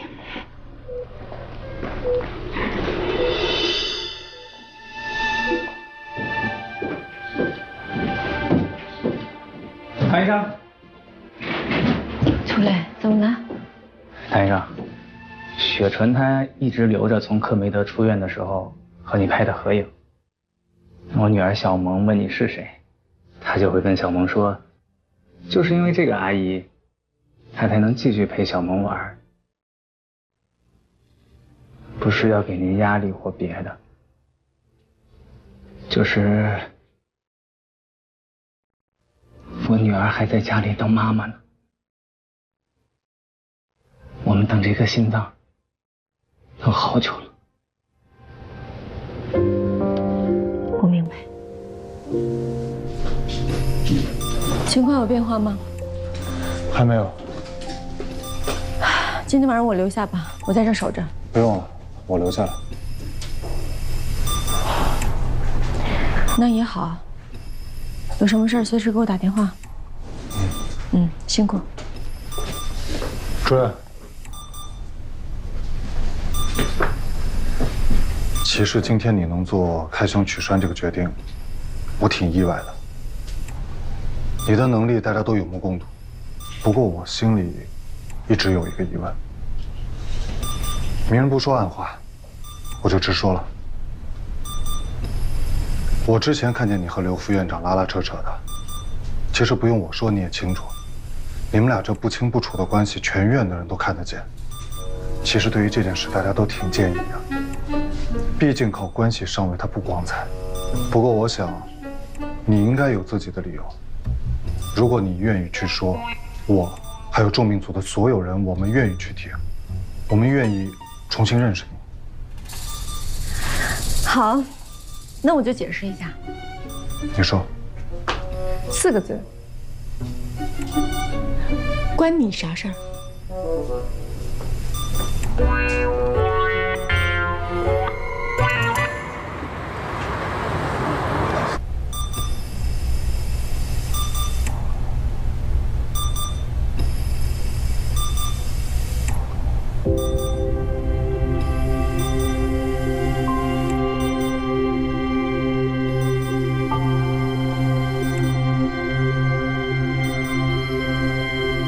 喂，主任。潘先生，怎么样？有结果了吗 ？OK。这次供体情况有点特殊，我亲自去取，顺便看一下心脏的情况，确保供体没问题，再推王雪纯去手术室。你现在跟龙湘东会合，我在手术室等你。哎，好，主任。哦，对了，百炼。哎。欧阳处长应该在特护病房，你去跟他说一声，重新把供体录入到移植平台，这样分配才符合要求。好的，主任。去吧。袁瑞马上就要进手术室了，两位和他告别一下吧。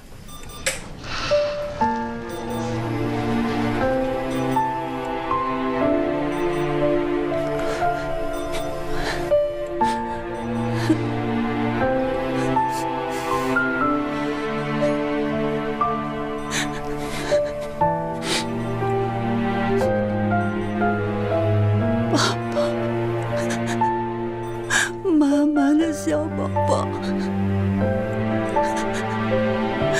再见了，宝宝，是妈妈错了，妈妈对不起你啊，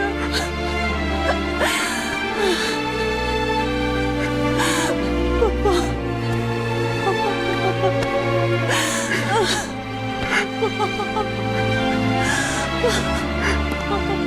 宝贝，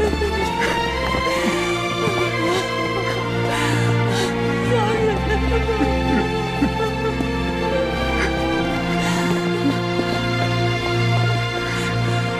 杨医生，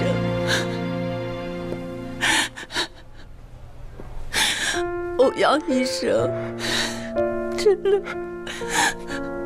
谢谢你，谢谢你。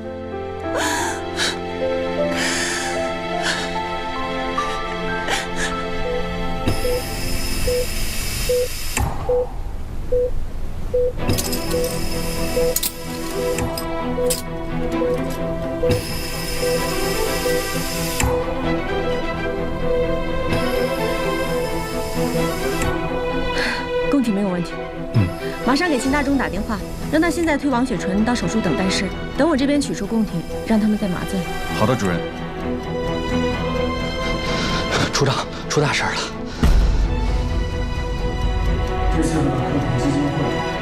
刘副院长，我有事情跟您汇报。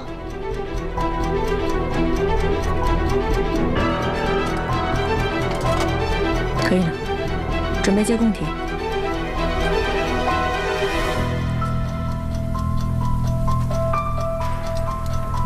马上给秦大中打电话，他们可以准备了。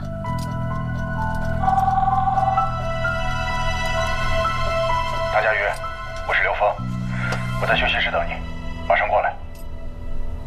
这颗供体心脏今天重新出现在系统里，重新分配给了一个配型相同的病人。这个病人昨天晚上才登记的。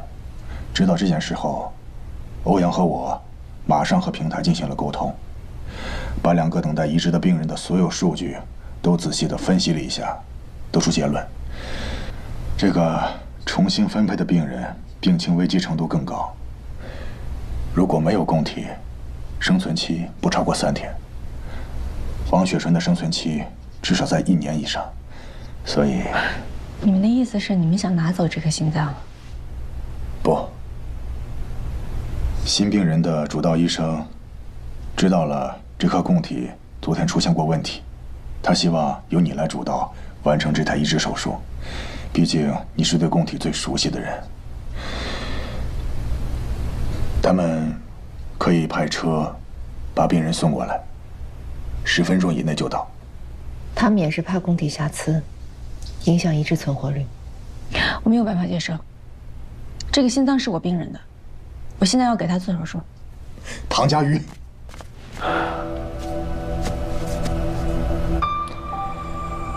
如果有任何办法为王雪纯留住这颗供体，就没有刚才的对话。我们必须严格遵守平台的规定，按照病情的危急来分配供体，不然的话会对医院造成严重的信誉度危机。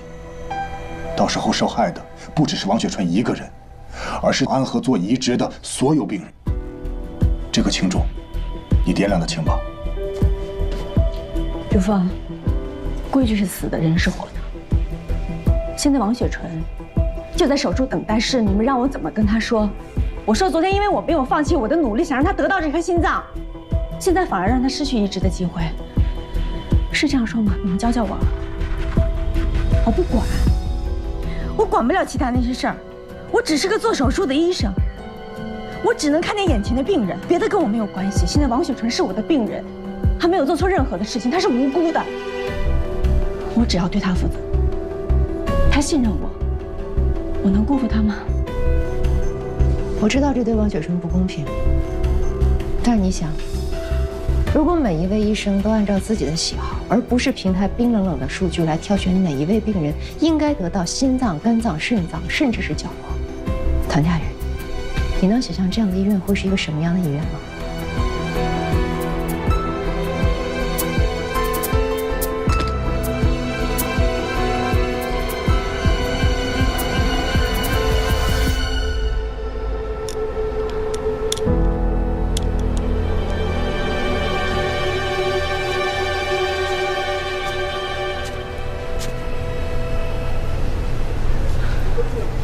我都听说了，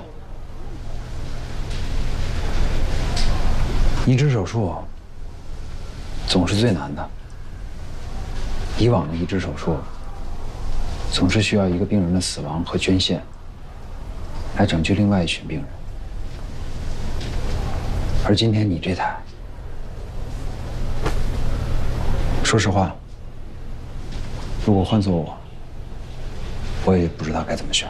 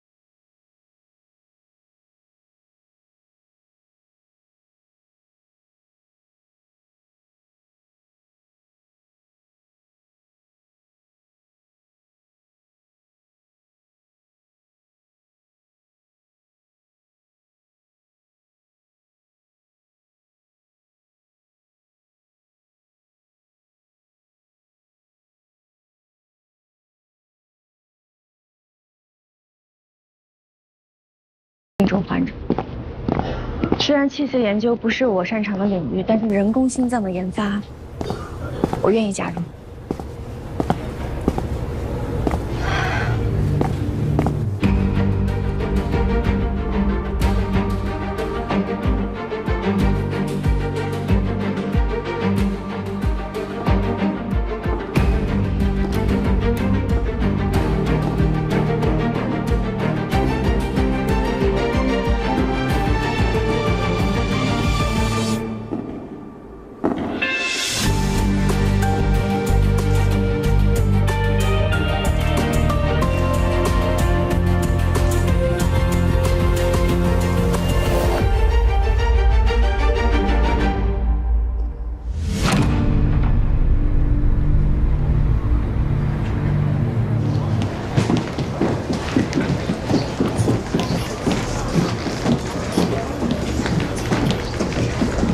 请问唐佳瑜医生在吗？哎，那个就是唐主任，您找他有事吗？您是病人家属吗？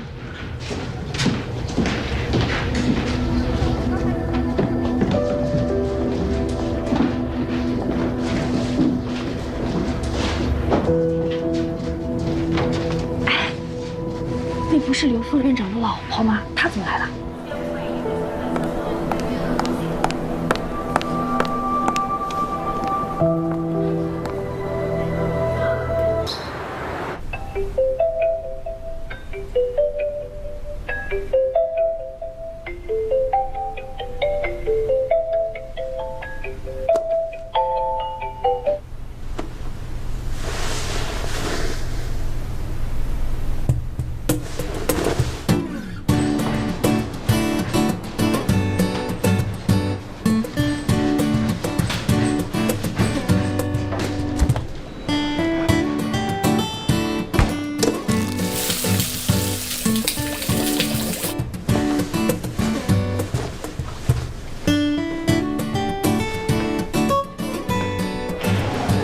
哎，唐医生，我这有纸。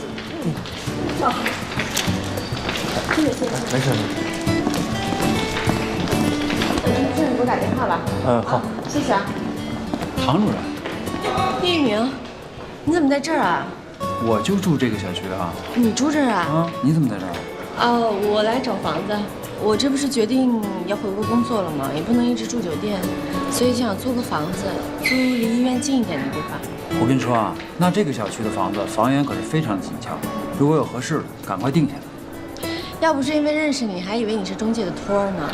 我不是担心你租不到好房子吗？好了，那我走了，明天约见。要是租到了，以后我们就是邻居了。希望能成为邻居吧。还有就是要加强夜间护理，这是我一再强调过的，特别是术后从 ICU 转回来的重病人，千万不能掉以轻心。好了，就这些，大家都工作吧，辛苦了。护士长，护士长，这怎么了？还能怎么了？又撞了呗。哎，去拿纱布。哎，多少次了也不长记性。哎，别动，别动，别动！留吗？哎，快给他压一下。你别说话了。哎，佟主任，刘夫人要在办公室等您呢。好。他鼻子怎么了？正在值班室的柱子上了。哦。别吸。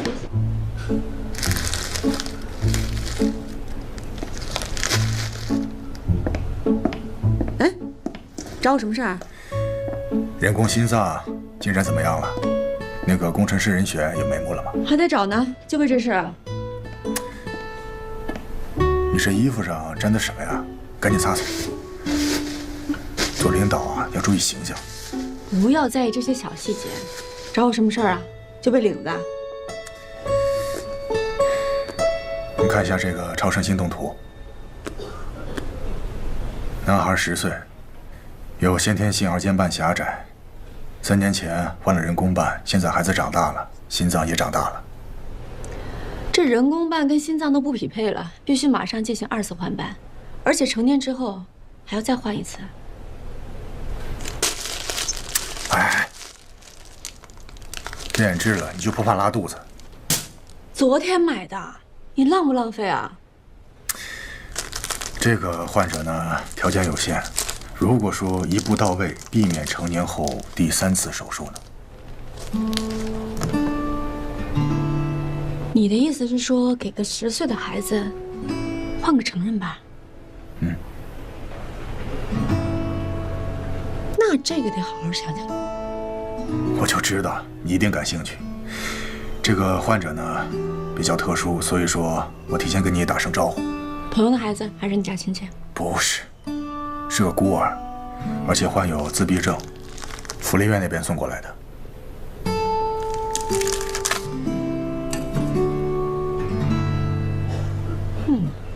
没气儿。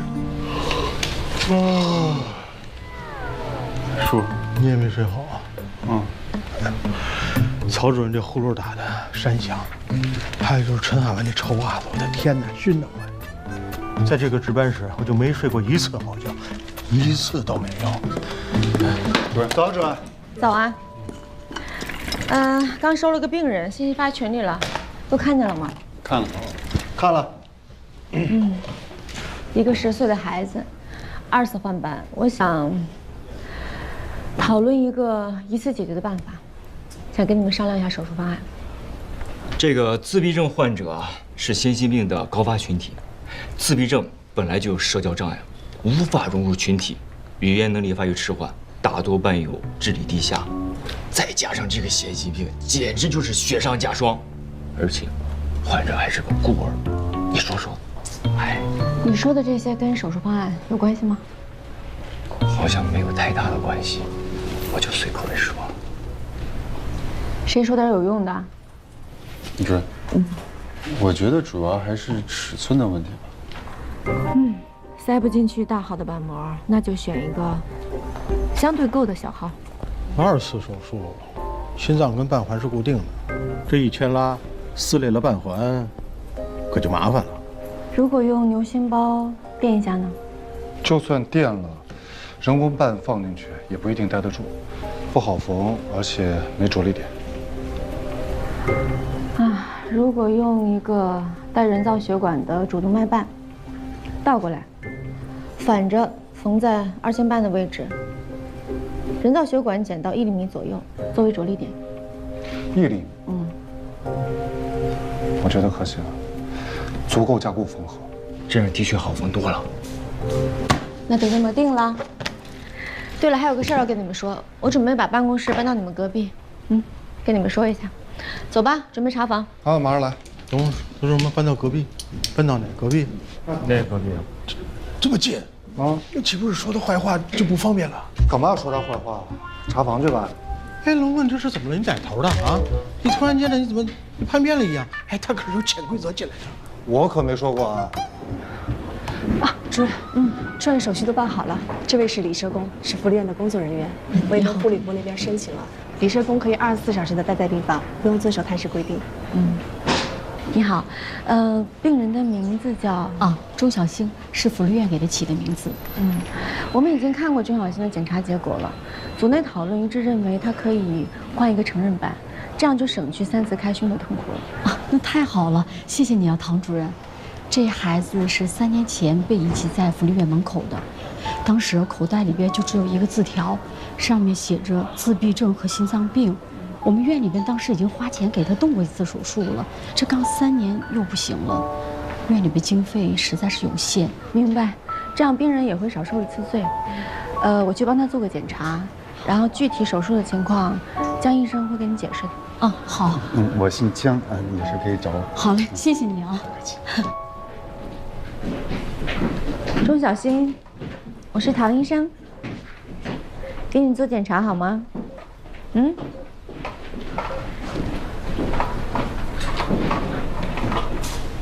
唐主任，你直接查吧。他听不懂，也不会说话，就知道成天陪小卡车玩。那我查了。来，配合一下。过来。我看。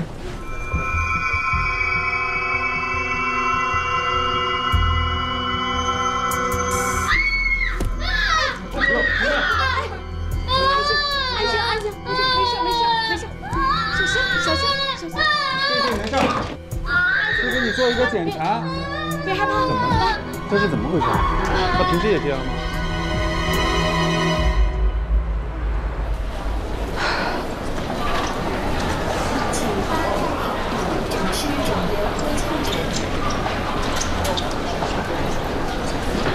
一鸣，我明天有个手术，你能来做麻醉吗？情况有点棘手，2次换班，病人才10岁，而且还有自闭症。那太好了，那一会儿病房说吧。唐佳宇，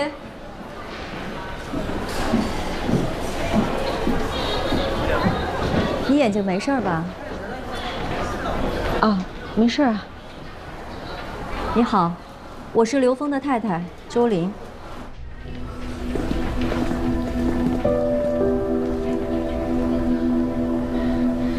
请问你找谁啊？你是李床家属吗？我不找谁，我是那间病房的家属。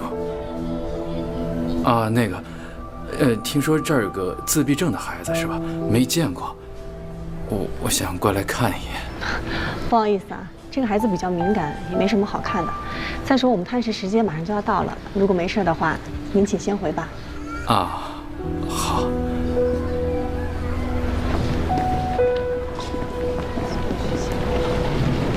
哎，罗老师啊，7号病床是你管的吧？啊，那家属是一个中年男人吗？7号病床是一个孤寡老人，没什么家属啊。啊？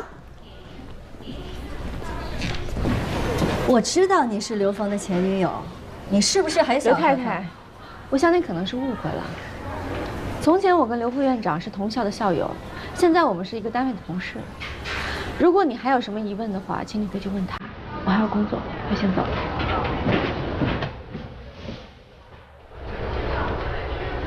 江百烈，哎，叶主任，您来做术前访视的吧？啊，唐主任说明天要手术。哎，他在哪儿呢？他早上被病人打了。被打了？被谁打了？就是那个钟小新，但只是一个意外啊，他是有自闭症。您这要是进去，我怕他见着你又闹，他嗓门可大了，早上就被人投诉了。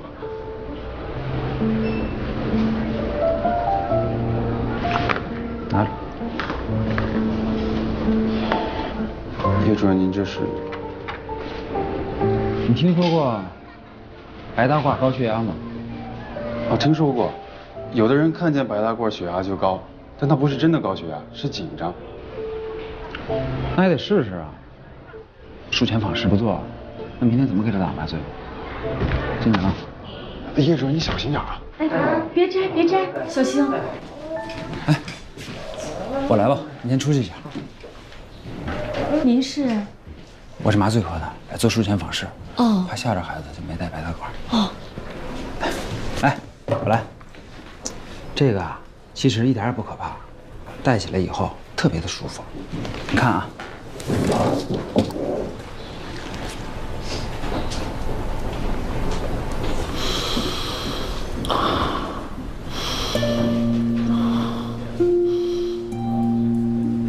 特别的舒服，你要不要试试？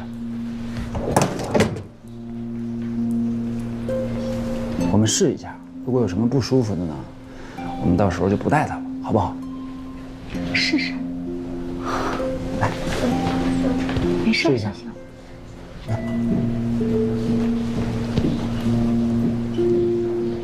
深呼吸。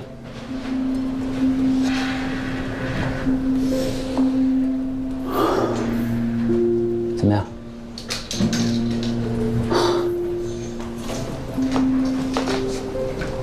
叶主任，您要是早上来了的话，唐主任可能就不会被打了。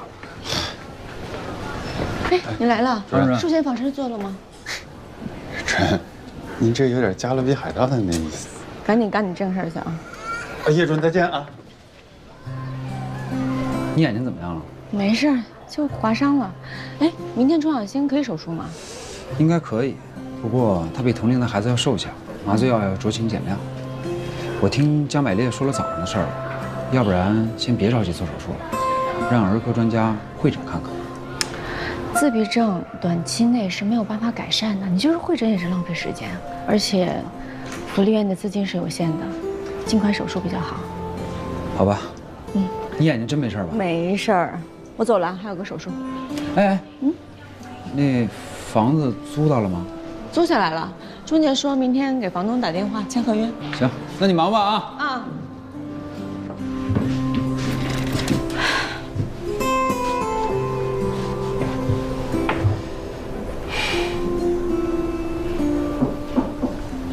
进来。主任，关于办公室的事儿，我有个想法，你要不要听听？好啊。哎呦，说想法吧。那我想，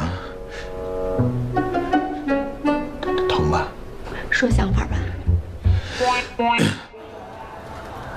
这个月的排班表这几处不太合理，再拿去调整一下吧。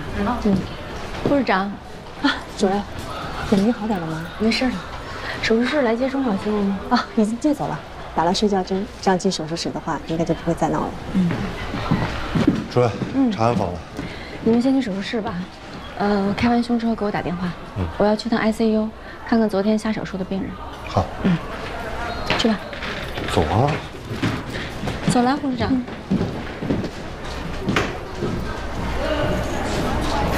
护士长，刚才有人让我把这个交给有自闭症的孩子，好像是钱，给钟小新的。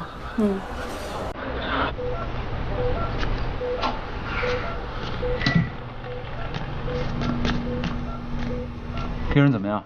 哎，主任，我已经打过睡觉针了，挺好的，今天早上都没怎么闹。那开始备药吧。好。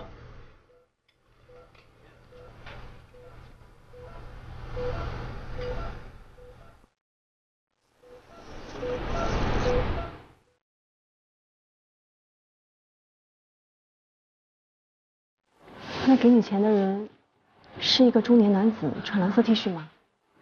听他口音像是南方人。那他现在在哪儿？刚刚在病区门口的。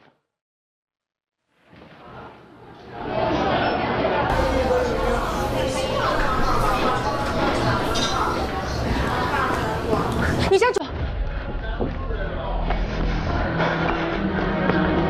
站住！站住！你别跑！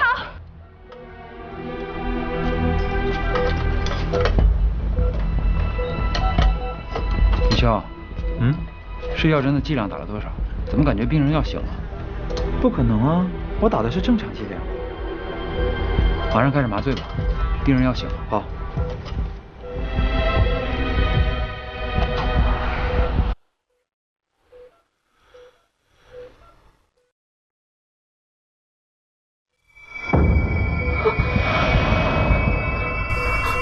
主任，小星，你别怕。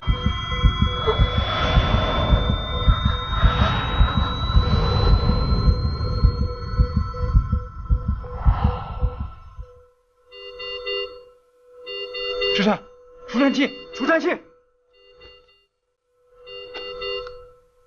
120焦耳充电，120焦耳充电，离手，充电。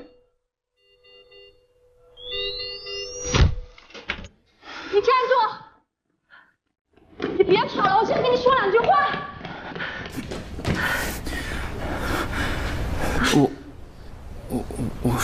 我就是想来捐点钱，谁也不是。别骗我了，7号病床根本就没有家属。还有这儿，你下巴上有掉沟，钟小新下巴上也有，这是显性遗传。你是钟小新的爸爸吧？有心跳了，马上给重病组的人打电话，让他们马上过来。你怎么知道他要做手术的？福利院在网上登了，我看到他的照片了，让大家捐钱。你既然来了，就说明你还有良知。钟小新现在已经在手术室，马上就要做开胸手术，这可不是一般的小手术。难道你就不想见他吗？我不敢见他。那你认到他，就是因为他有病。你知不知道你这是犯了遗弃罪？他有病，那也不是我的错。他妈妈发现他有病，就跟我离婚。我一个人跑长途拉货，家里没人带他。你说这么一丁点大的孩子跟我睡在卡车，自闭症也就算了，还有心脏，我哪有钱给他治病？护士，你别说了，我不敢见他，要不然福利院该让我把他领回去了。我求你了，他没见过我。那你能告诉我他叫什么名字吗？你和他一起生活了7年，他总该有自己的名字吧？如果你能告诉我他叫什么，我可以当做没看见你。张离，双木离。我之前查了一下，不是卡班。是啊，现在看倒是没什么问题，怎么会失颤呢？我也想不明白。其实，病人现在的身体状况，做手术没什么问题。你叫停手术的话，我们倒是没什么，但是主任那儿……是谁叫停的手术啊？是我叫停的手术。你跟我出来一下。为什么要停手术？病人心脏室颤，找不到具体原因，我认为不再适合继续做手术。就是因为找不到原因，所以才应该尽快手术。心脏有 B 超拍不到的地方，你正好可以通过开胸知道问题出在哪儿。那如果是其他原因呢？叶一鸣，麻醉医生是有权利停手术的，但是不等于滥用职权。你要清楚问题出在哪儿。如果是因为血压低，或者是凝血功能太差，是可以停的。你现在所有的事情都是你臆想出来的。钟小星的心脏室颤之前，满眼都是恐惧。是什么能让一个孩子害怕到心脏室颤呢？因为他有严重自闭症，我只负责他的心脏，帮他做好手术，我的工作就完成了。可我要保护他的生命，只有他安全下手术台，我的工作才结束。外科治病，麻醉保命。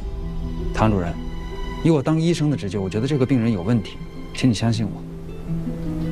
就算你真的要叫停手，那其他人呢？他们会同意吗？我去问他。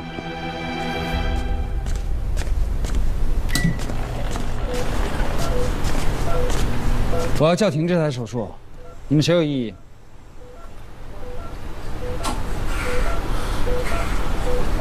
汤主任。好，手术就推到下午3点。但是你必须给出我除了止血以外，医学相关的理由证明不能手术，不然我就要换其他的麻醉医生。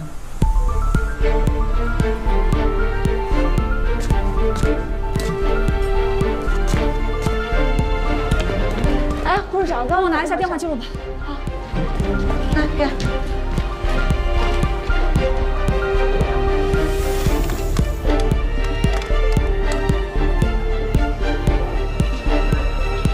哎，你好，是王警官吗？哎，我是安和心脏中心的吴敏敏。啊，是这样的，我怀疑我们这里有一起遗弃案。还真沉。哎呦，老秦，老秦，啊，来，哎呀，小心点。没事没事。哎呀，哎，你们怎么回来了？啊，心脏骤停，除颤除回来了。哎呦，这孩子真够厉害的。叔，你这是弄什么呢？乱七八糟的都。嗨，我跟唐佳瑜啊申请了一间高年资的休息室，就是那曹主任、张主任那群人禁止入内那种。这不是，他就让我把这些箱子什么的都先把它清清，我就清呗。叔，我还能不能去蹭住？当然可以了，小百炼，跟叔还客气了。谢谢叔。走，往右打，往右打，打满，打死，好，好，回轮。老秦，你练搭把手行吗？主任，你们刚才手术室的时候怎么回事啊？是心外的还是麻醉的？主任，我觉得你没必要那么生气。我倒是觉得叶一鸣刚才说的那些话挺有道理的。昨天叶主任没穿白大褂，就那个小新，真的没喊。可是你别看我，我又没去手术室，我一直搬箱子来的。这怎么回事啊？如果说是叶一鸣主动停的，那我觉得这事儿没什么问题。小叶子那个人靠谱。不过这个钟小星害怕白大褂，也确实啊。昨天查房的时候，他反应挺大的，那说明他这种恐惧应该是在住院之前就有的。第一次换班。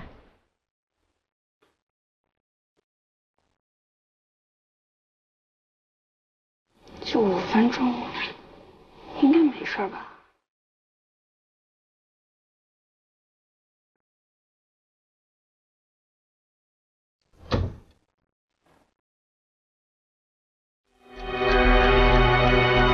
这不是时间不够吗？才找你这老同学帮忙的。啊，对，第一次换瓣的所有资料，你那儿有吗？有是吧？那行，你就用手机直接发给我就行。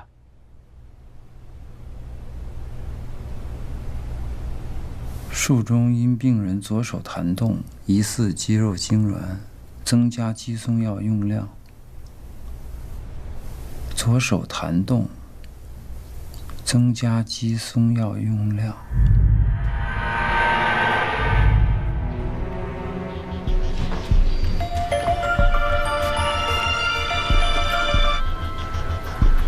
喂，叶一鸣。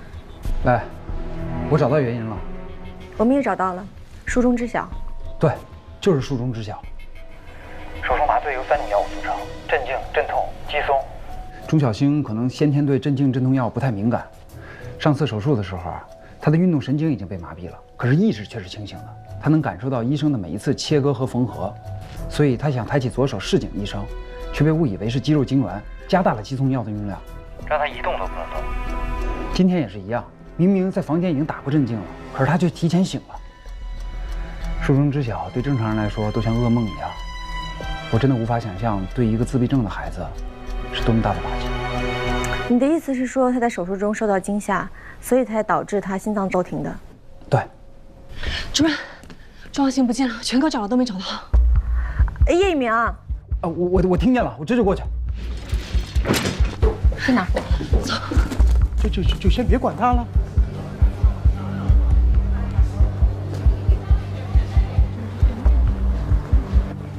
周大区保卫部调看监控录像了，说钟小星是从6号小门出的病区，进了旁边的楼梯间。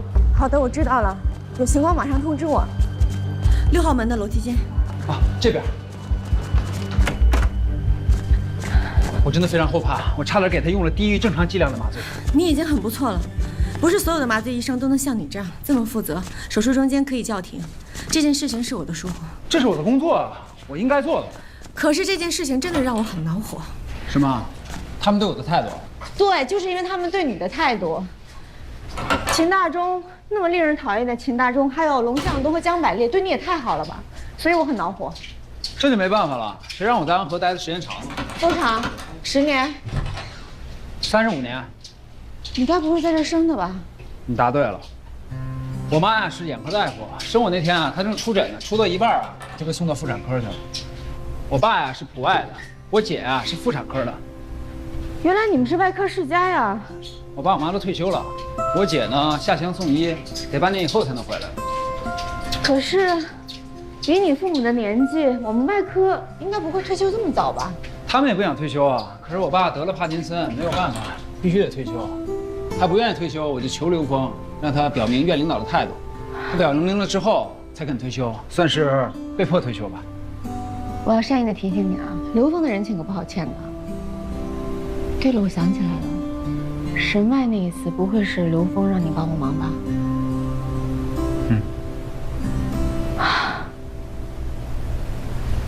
对了，我想起一个地方，钟小星很可能在那儿。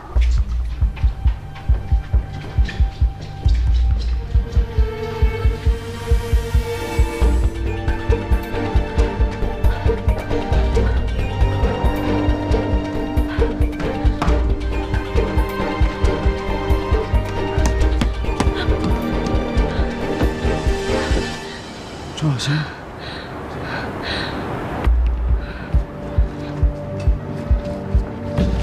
钟小星，钟小星，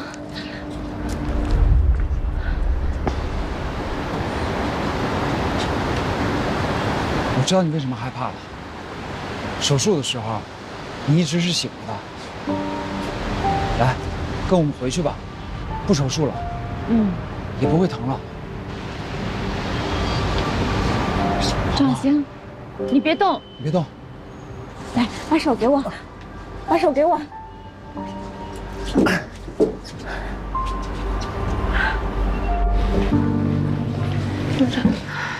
你现在怎么样？好点没？一直躲在休息室里哭呢，说全怪他。护士长，这事儿咱们院里会怎么处理啊？责任呢是主任担下来了，不过于倩肯定是会被扣奖金，要写检讨的。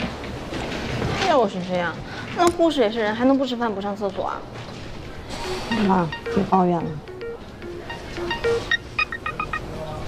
哎，你好，王警官。哎，张林的父亲已经找到了，叫张志强，查到他买了回乡的火车票，已经联系车站的派出所进行拦截了。那太好了，那你们辛苦了啊。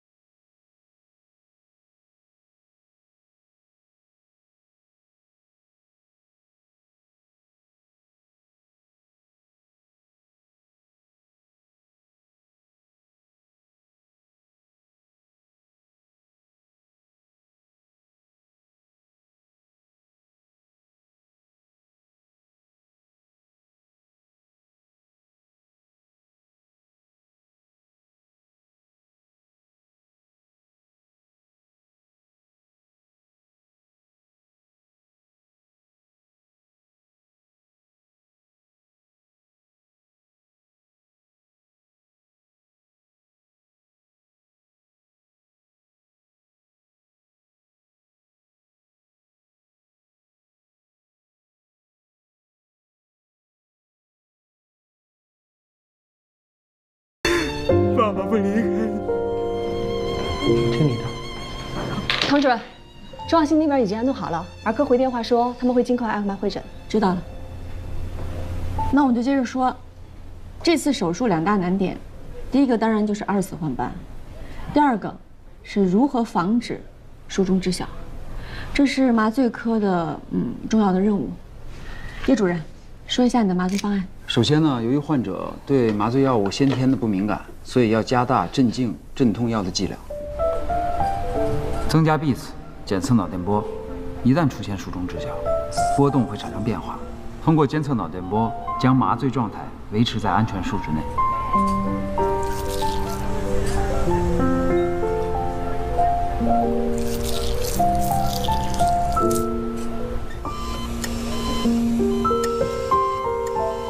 谢谢。不客气。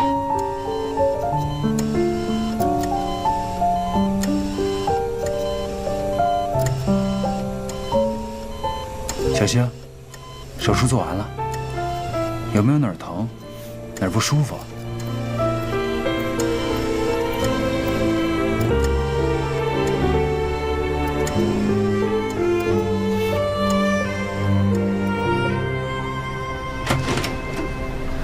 唐主任，刘太太，我刚下完手术，很累。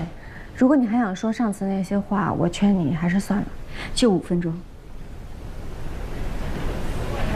我发现刘峰的邮箱密码是一串数字，我一直都不知道代表什么，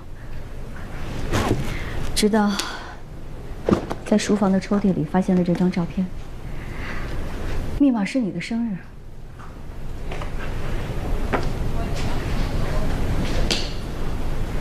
什么时候的照片啊？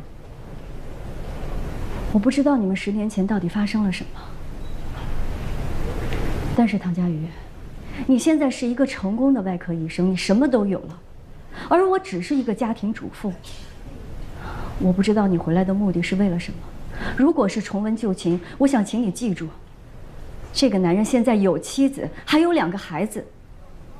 我希望你不要破坏一个这样的家庭。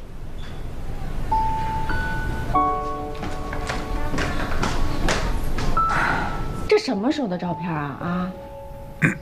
你说，都10多年了，你还留着它干嘛呀？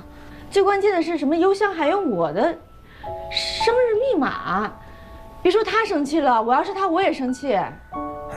这就当时同班同学劈着玩的，这乱七八糟，传了那么多年谣言，说我追你，你看我什么时候承认过？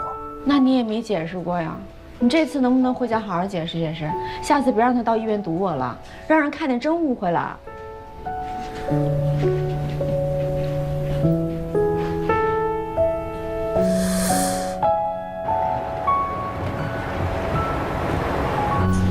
部长，主任有事吗？跟我来一下。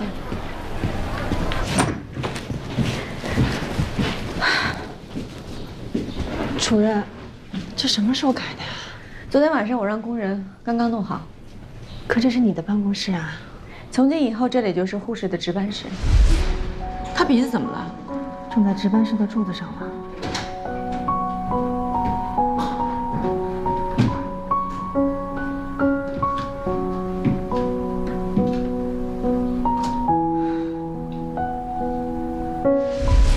我之前待的医院有这样一个说法：医院营业靠护士，可是往往不知道这一点的只有医生。有很多医生会忘记这一点，包括我自己。将来如果我再忘了，记得提醒我。谢谢你啊，主任。可秦主任那边怎么办？这2天他到处在说你要给他一间高年资医生的值班室。给他了。哎呦，谢谢了啊！说什么呢？哎，你说我是不是被这个女人给涮了？理论上吧，主任是没有食言的啊。人家说给你间值班室，但没说是哪间啊，对吧？对啊，老秦，要怪就怪你没跟主任说清楚。那还用说呀？我以为腾出来的就是他现在要搬进去那间呢，谁想到还有个这么个地方。哎呦，他这简直就是一个偷梁换柱。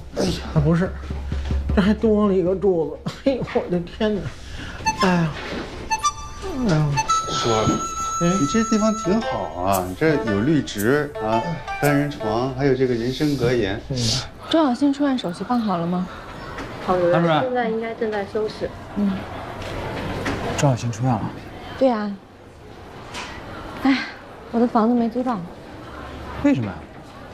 那天为了找钟小星，我没有接中介电话，结果刚好有人要租房子，房子就出去了。所以我告诉你啊，你欠我一套房源。怎么是我欠的？要欠也是中介欠的。那如果你要早点把情况说清楚，我们就不用这么劳师动众了吧？我也不会错过签合约的时间，由此推算，就是你欠我一个房源。行，我欠你的。不过，谢谢你，在手术中能坚决的叫停手术。如果不这样的话，这孩子再经历一次术中知晓，钟小星这一生估计就毁了。唉，这手术室啊，就是一个不允许犯错的地方。犯一个错误，就送掉一条人命。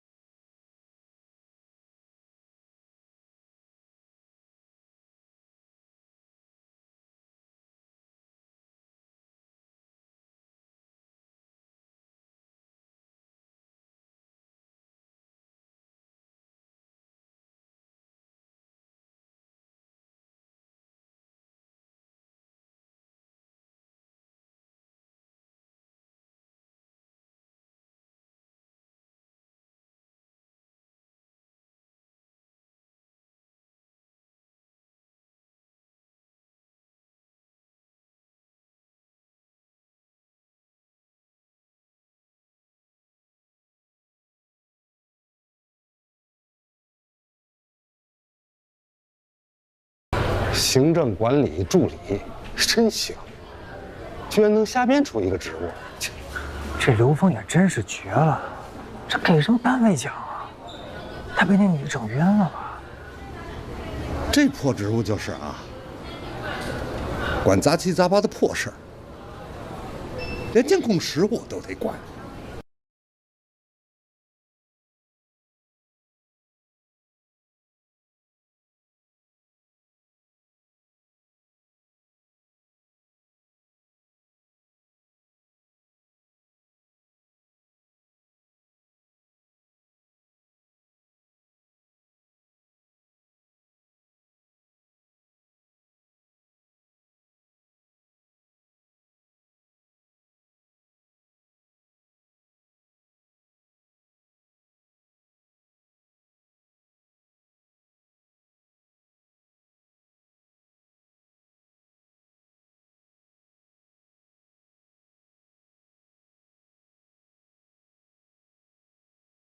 真是，今天这哪里？嘿，你俩嘛呢？哎，等会儿我得跟编头好好说说，你们这监控室得好好管理管理。别啊，就是在网上发的小视频，没什么。我看看。你看这俩人也太不要脸了。医院监控。对，医院监控。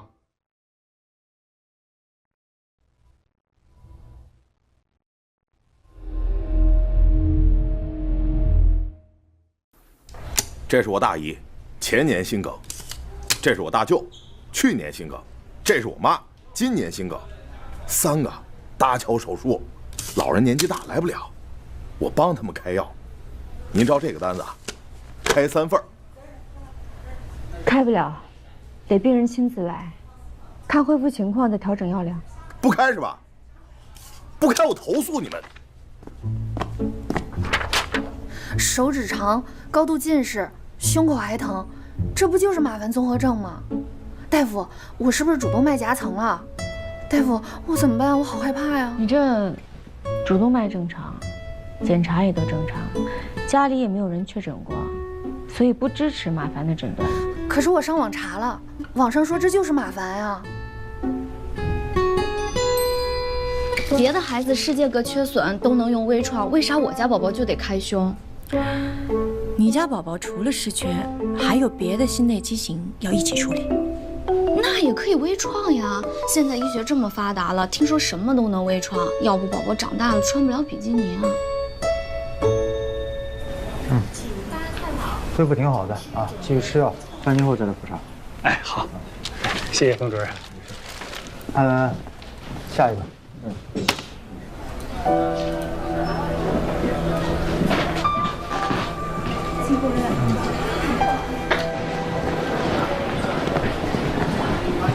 叶一鸣，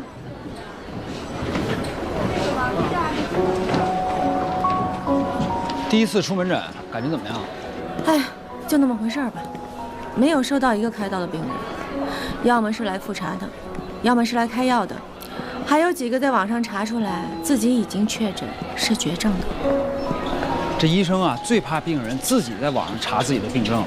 互联网时代，每个人都觉得自己是个医生。哎，你怎么在这儿？怎么没在手术室啊？啊，有一个会诊，正好路过。唐佳瑜，跟你说件事儿。啊，那你们说，我就先走了。没事，就2句。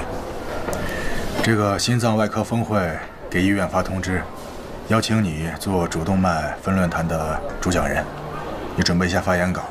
这个会议流程呢，不让助理发你邮箱。真的？这学术界终于肯抬出一个手指缝让我进去了。什么手指缝？这么重要的论坛，你要抓紧机会。你代表的是安和医院。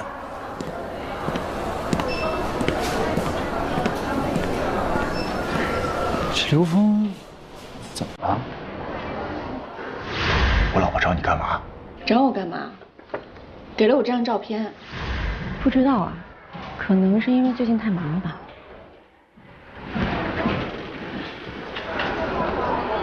你知道心脏外科峰会论坛的主讲人意味着什么吗？当然知道了，这是国内最高规格的外科论坛之一，给了你一张 VIP 入场券，就是说明国内的同行都开始接纳你。你可以跟他们分享你的最新经验，也可以在里面学习他们的最新经验。回答错误，这是给了我个机会，跟整个行业里宣布，境外又来了一个行业里的大牛。你这句话让我想起了心外流传的一句名言，一位优秀的心脏外科大夫是这样的一种：如果你问他世界上3位顶级的外科大夫都有谁，他们竟然回答不出其他2位。我听出来了，你在夸我啊，你夸我自大。我说的这是心脏外科大夫的普遍特质啊。哎，随便你说什么吧，反正对我来说是个很好的机会，我要好好准备。哎，周达电话。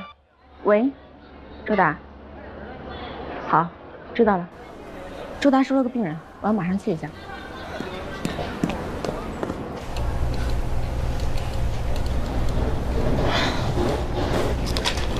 这心脏都粘胸骨上了，没法下刀啊。江美丽，哎，到。病人情况说一下。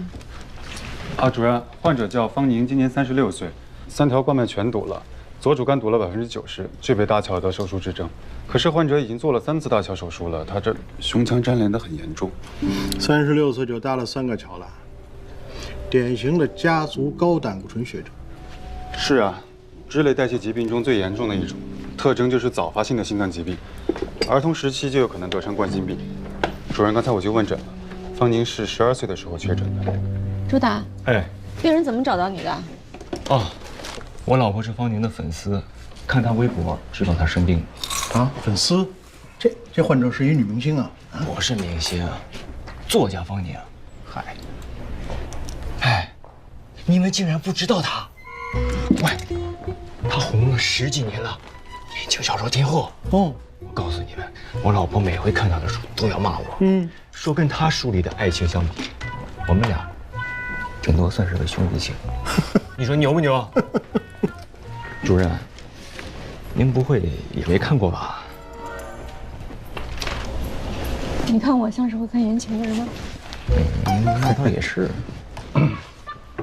哎，说正题啊，他已经去过好多家医院了，都说粘连太严重，根本没地方下刀。怕这一开胸，心脏就破了，是，更别提搭桥了。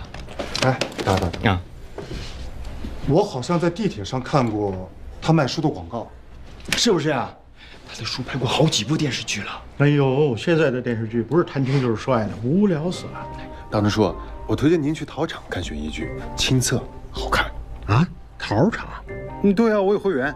江百炼，你怎么还有时间看剧啊？还买了会员啊？逮着每集都看是吗？坐地铁的时候打发时间的事，你不要再说了。什么？在这儿，下刀的地方。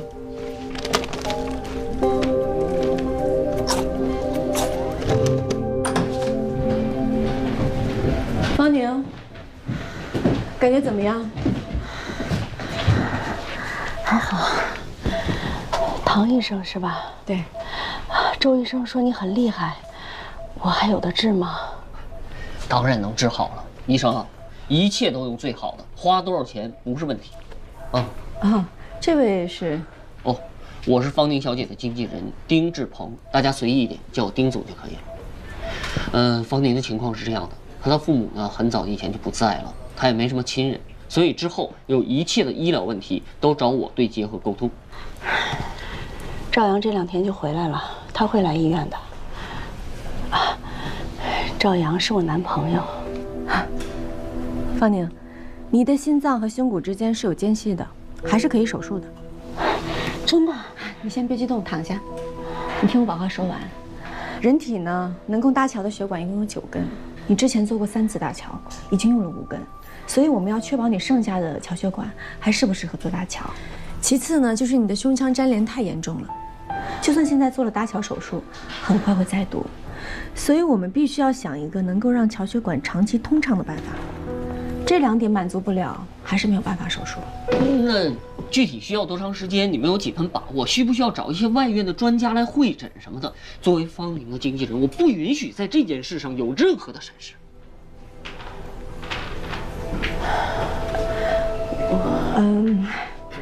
丁先生是姓丁对吧？对。哎呦，时间也不早了，探视时间过了，要不然你先回去让病人休息一下。不早了哈，那我晚点再来看啊。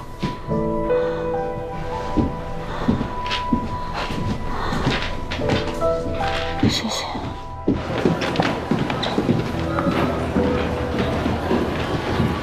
小丽，哎，宋主任，哎，身上有事吗？没事，到办公室有话跟你说。哎，小丽，哎，这是春苗成长的医生培养计划，主要是针对一些低年资的有潜力的年轻医生。哎，只要是通过考核拿到外国医疗机构的邀请函，人家会提供经济援助。哎，我记得你是不是一直想出国深造来的？宋主任，你还记得？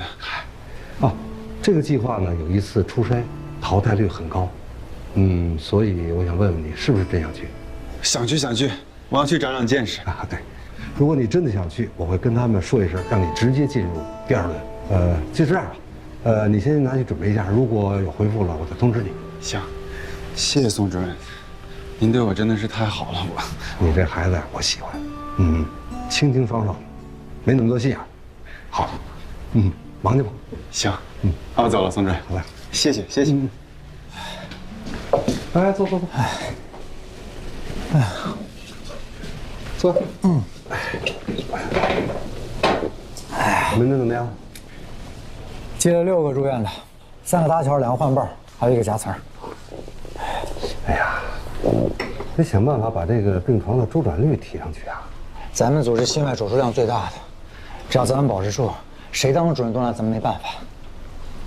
哎呀，幸亏有你啊！哎呀，咱俩还说这个。哎，小宝，那个网上视频那事儿，就是保安老婆发的那个。那视频咋了？啥也看不清楚，像素那么低，都看不清楚是刘峰和唐佳瑜。怎么看不清楚？除了他俩还有谁？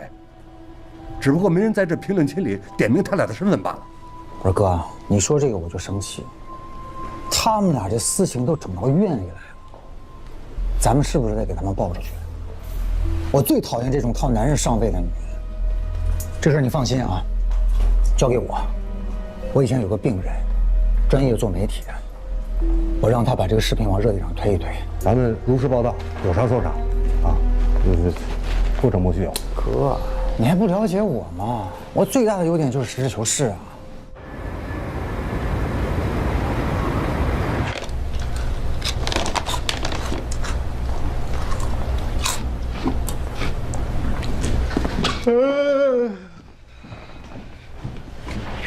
主任，你还没走呢。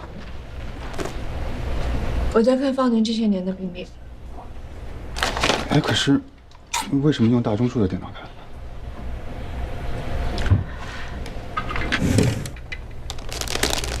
挖进了唐宁手里了。来，其实我们都知道。哎，乔血管的结果出来了吗？哦，出来了，胃网膜右动脉和右侧乳内动脉可以，剩下的其实它没剩什么。前几次搭桥用的桥血管太多了。也就是说，再搭桥的话，远切通畅率必须要延长，不然下次就算能开刀，也没有桥血管了。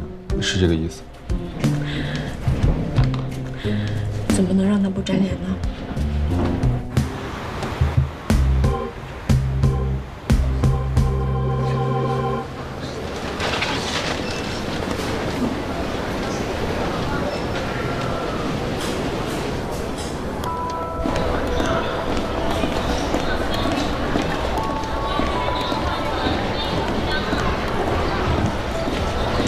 早。到。崔主任。今天医院里的人都很奇怪，你应该知道为什么吧？有吗？你有吗？到底为什么？哎，行吧，那就让我来当这个恶人吧。啊，看吧。好，大家在看的就是这个。对。就是因为这个。啊。谢谢。不客气。哎，这脸都看不清，这帮人就瞎评论，他们是不是有病啊？我得教育教育他。就是因为看不清，才能随便说。小龙，小龙，这不是你吧？是我，是我。哎，你别说，还真是。当然也不可能是你，但也绝对不能是我呀！这个，所以说，用私生活有问题来对付一个人呢，永远是最有效的方法。只要说这个人私生活不检点，分分钟名声完蛋，想找补都找补不回来。我觉得这是造谣的人有问题，而且是人品问题。哎呀，这个事儿如果查下去啊，跟你说吧，最后倒霉的一定是唐佳瑜，刘副院长一定是没什么事。哎，你们想想，谁会在那个视频的底下评论啊？这会是谁？嘿，哎，我这虾条哪儿去了？这不是唐主任和刘副院长吧？视频你们都看了吗？那你觉得是谁啊？我觉得，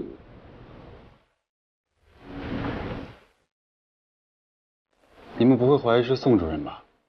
为什么每次有坏事你们都会怀疑他呢？如果这是保卫处的人发的话，那评论肯定也是他们干的呀。你是不是傻呀？保卫处的人和唐主任还有刘副院长又没冤没仇的，干嘛要在网上写安和医院T星外科女主任和 L 姓男上司这种指向性明确的话呢？这一看就是咱们科人做的。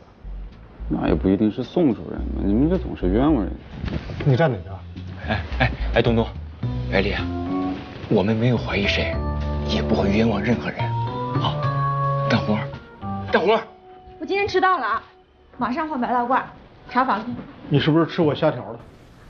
我更喜欢吃番茄味的。方宁，你的手术方案已经定下来了。可以手术。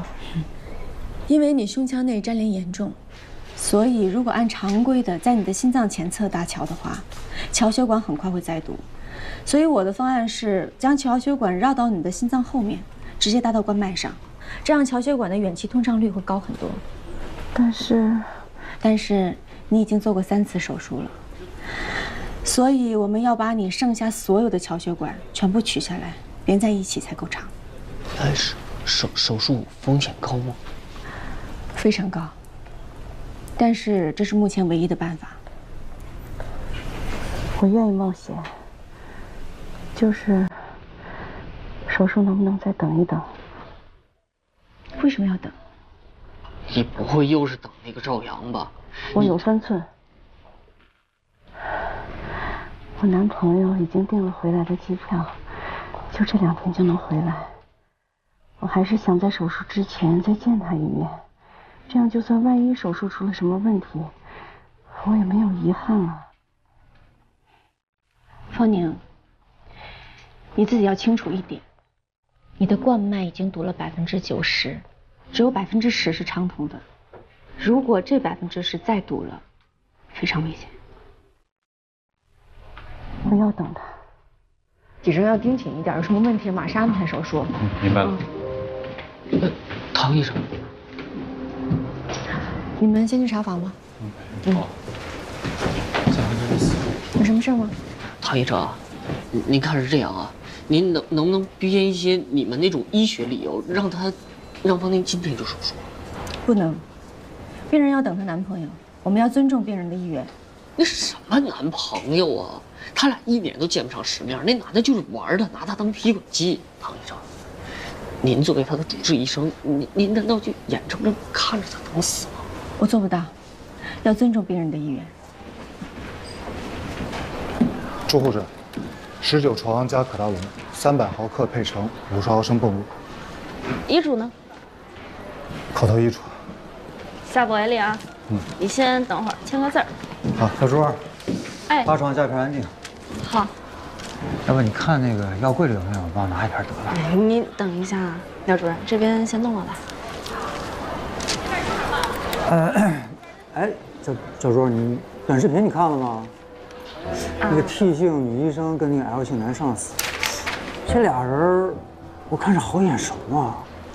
廖主任，我们护士长说了，不让我们谈这些。哎呀，这有啥不能谈的？不是八卦吗？过分了吧？你跟谁说话呢？真没礼貌。跟宋宝德养的看门动物说话需要礼貌吗？说谁呢？干嘛动手啊你？龙向东，主任。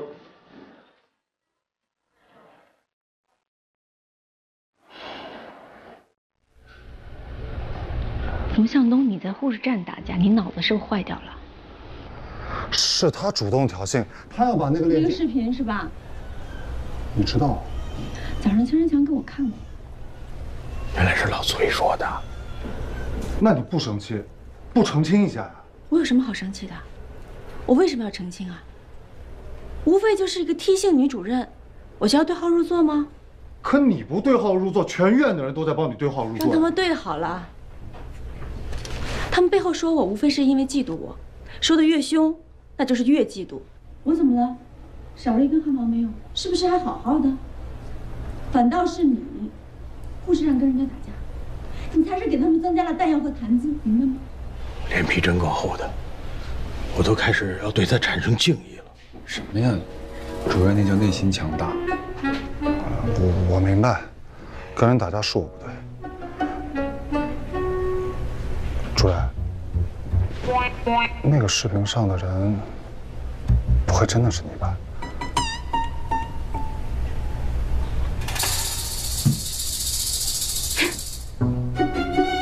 刘向东，你还记得我在软美病房跟你说过一句话吗？重复一遍。你说，关我啥事？我明白了。出去。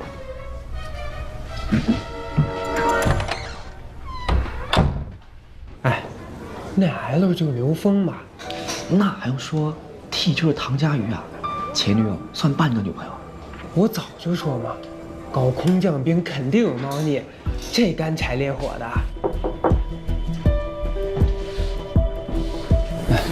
叶主任，按照您说的，我挨个看了监控，只是视频里那2个人那天晚上在医院其他地方被拍到的时间点，我都给您写下来了。每个医生的门卡都是独立的，你能不能帮我查一下7点钟在普外，还有9点钟在 ICU 刷过门卡的人都有谁？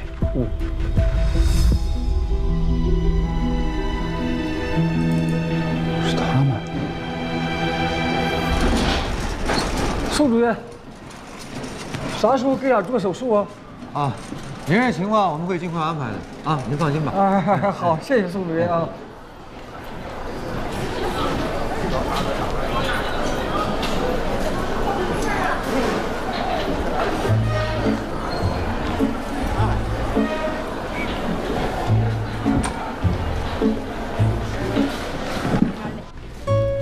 方作家，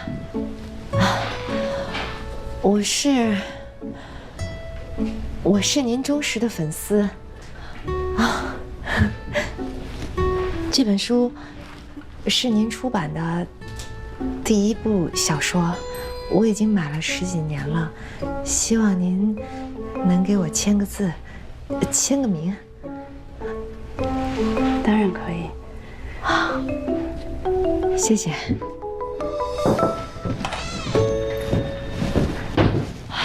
欧阳处长，唐主任，唐医生，你有什么事儿吗？我来检查你们的卫生达不达标。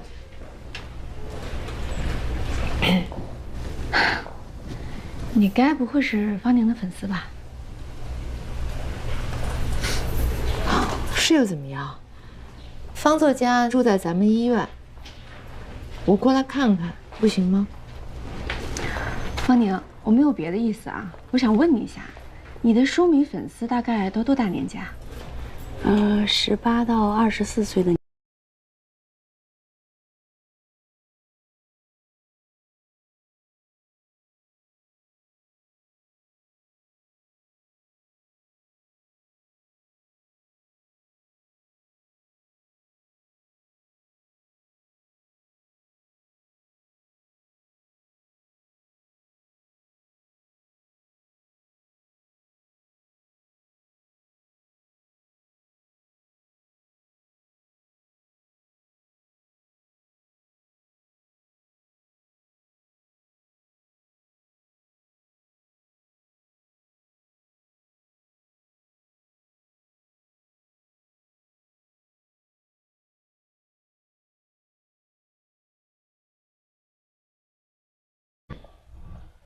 真假的真，给予的予。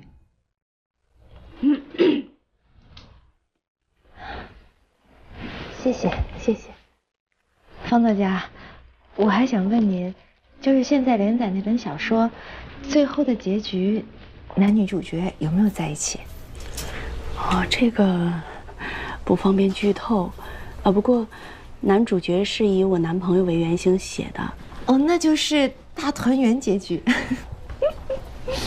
差不多了。谢谢，打扰了，再见。空了吸一下氧啊。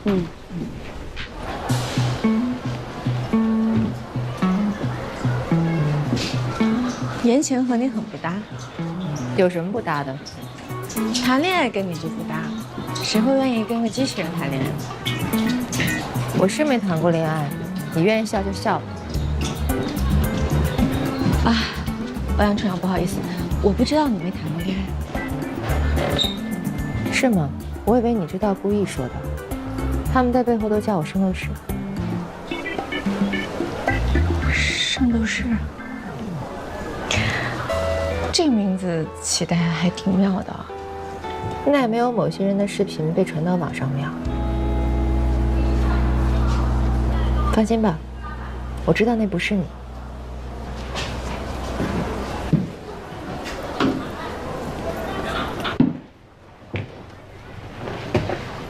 你是怎么知道那不是我的？连我们小组的人都不能确定，那是不是我？这是对安和医院的污蔑，所以我听到网上传闻的第一时间就去了保卫处调取了整个监控的视频，而不是网上那10几秒。你是真的在乎医院的声誉，还是想满足你自己八卦的心？两者都有。我看了之后就知道，那不是你。你怎么知道不是我？你看这个。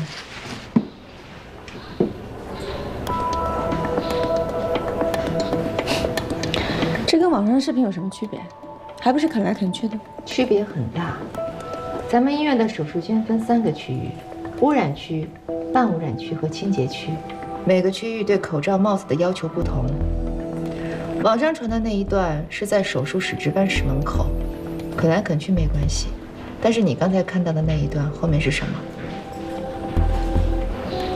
？3号手术间。对。3号手术间的走廊是不可以摘掉口罩的，虽然看不清脸，但是看到这儿我就知道，那肯定不是你。原来你认为不是我，并不是因为相信我，而是认为我不会违反无菌原则。那当然了，你想什么呢？我为什么要信任你？欧阳处长。我找唐主任有点事儿。刘峰，新外峰会主讲人的事情，谢谢你。我以为要等到1年半载才有这么好的机会，能在行业里站住脚，没想到这么快。你放心，演讲稿我已经写好了。我没工夫管那闲事儿。网上视频你看了吗？我知道。那你还跟个没事人一样。周围那些废物怕我生气不敢跟我说，你为什么不敢跟我说？不然我不会现在才知道。唐佳宇，自打你来了安和，我没有一件事情是顺心的，成天除了给你收拾烂摊子不说，现在我还搭上我的名誉，我可是要竞选院长的我真后悔把你给薅回来。你是为了网上视频的事情生气，还是为了那天我跟你说的那些话？我不知道，反正我非常生气。如果你真的要竞选院长的话，我劝你还是要先冷静。我冷静不了，那个视频是保卫处传出来的，人已经开除了，但是评论8成是宋宝德搞的鬼，我没有证据。不需要证据啊！我劝你，你就把这件事情当成是发生在别人的身上，然后仔细想一想，作为一个医院里的领导，要怎么应对就好了。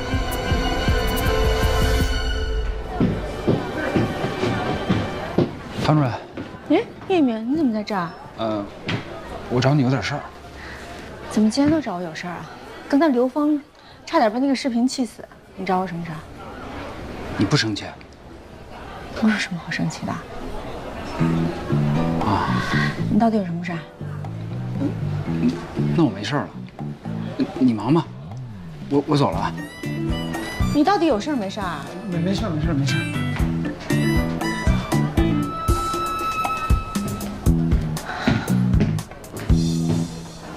主任，您签个字。哎，那视频你看了吗？嗯，听说是宋主任找人评论的，真够下三滥。可不是嘛。听说陈汉文知道那男的是谁。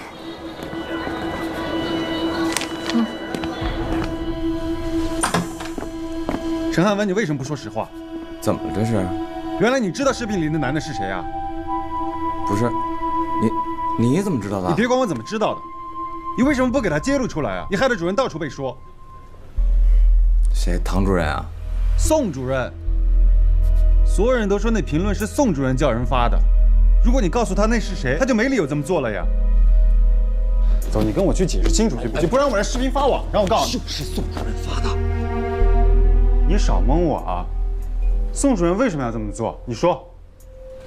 你这样，你先把那视频删了，我告诉你行吗？你先告诉我，告诉我就删。你小点声。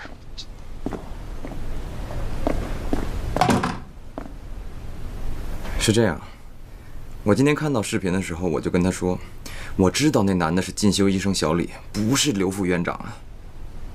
结果宋主任说，让我先别告诉别人。宋主任还笑呢，他说，小李给他提供了好素材。你就不听我话，你不听我话，迟早被害死。滚！我再也不想见到你。你去看一下房东。你现在情绪不能太激动，刚才因为情绪激动有些气喘。没事。必须要手术了，不管是谁，都不值得拿自己的生命冒险，明白吗？写了大半辈子的言情小说，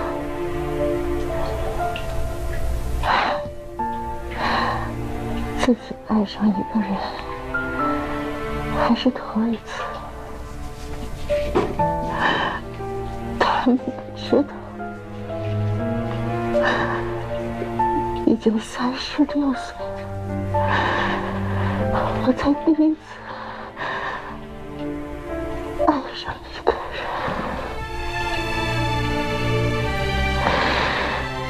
就是这个人，让我觉得我是个正常的人。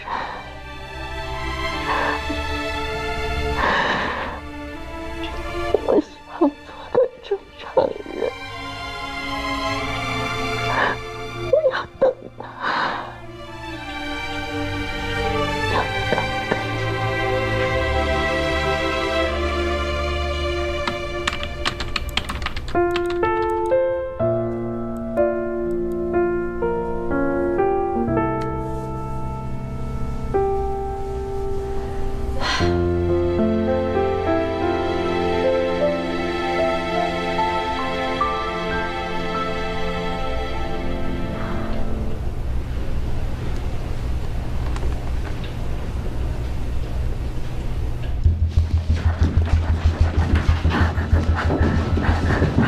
缺血性心绞痛发作了，必须要手术，准备手术室，马上做搭桥。入睡之后，准备做主动脉群脑反搏。好。我不想你死掉。方宁，都什么时候了，你还等？你现在病得很严重，必须马上手术，知道吗？不能再固执了，快点。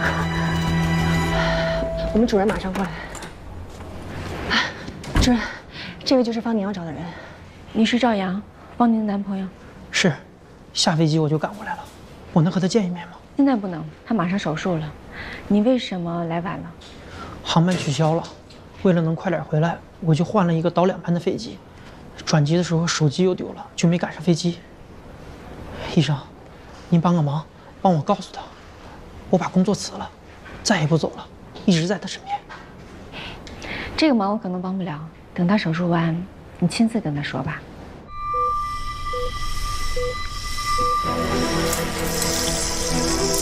龙向东，一会儿取右侧颅内动脉。好。好。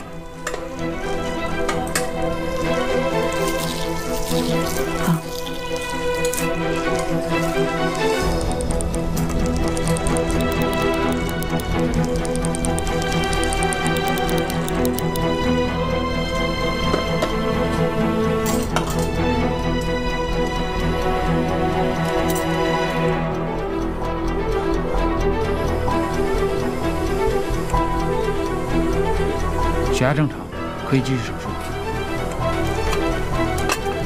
颠倒，进行镊子。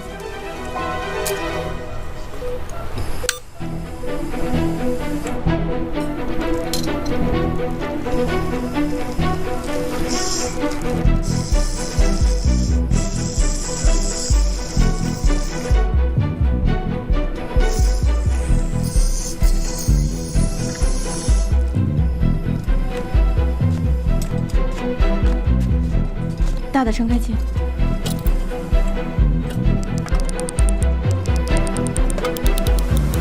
麻醉，帮我调一下这个灯光。好。再往下，往下，往右一点。好，可以。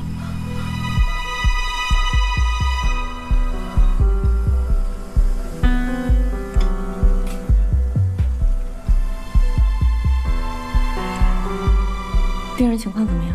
还不错。好，测一下流量。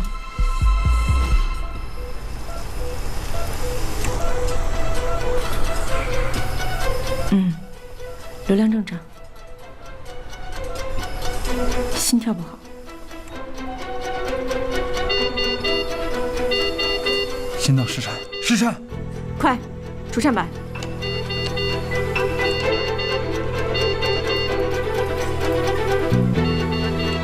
给电，20焦耳一次。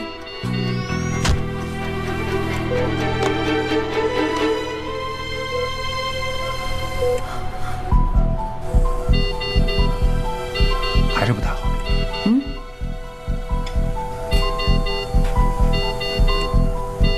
给电，20焦耳一次。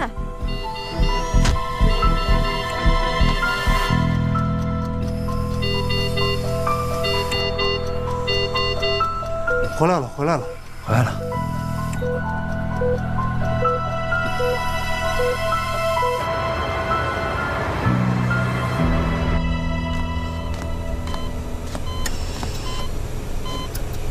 手术很顺利，你不要讲话。ICU 本来不允许外人进，但是有个人想见你，我让他进来了。你要跟我保证，见到人的时候不要太激动。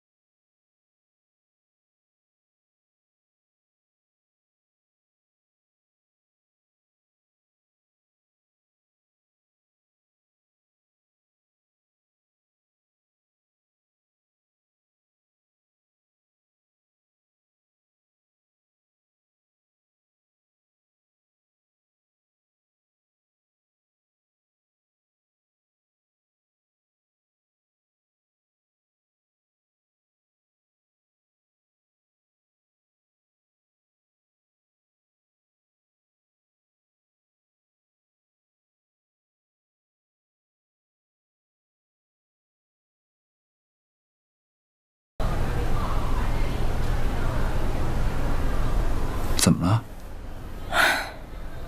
主讲人邀请，峰会取消了。怎么会呢？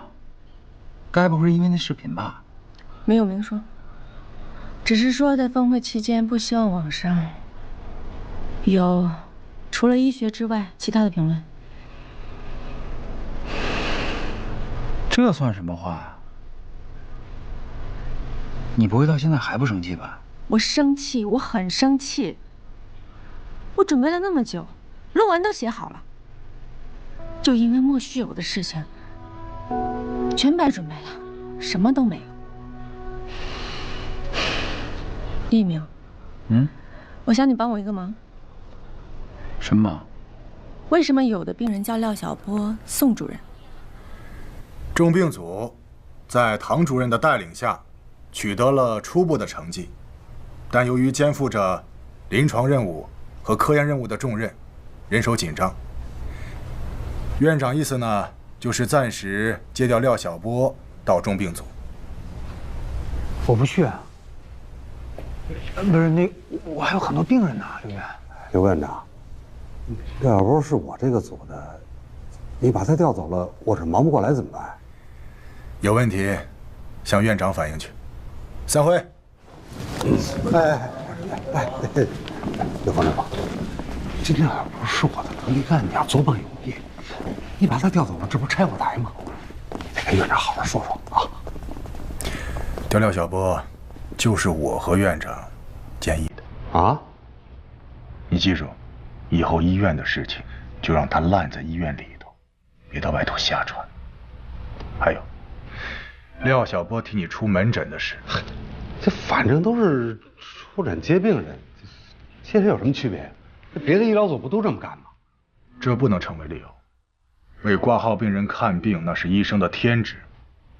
对你的惩戒措施，医务处会通知你。正好，廖晓波调过去了，你呀可以亲自出门诊了。好自为之。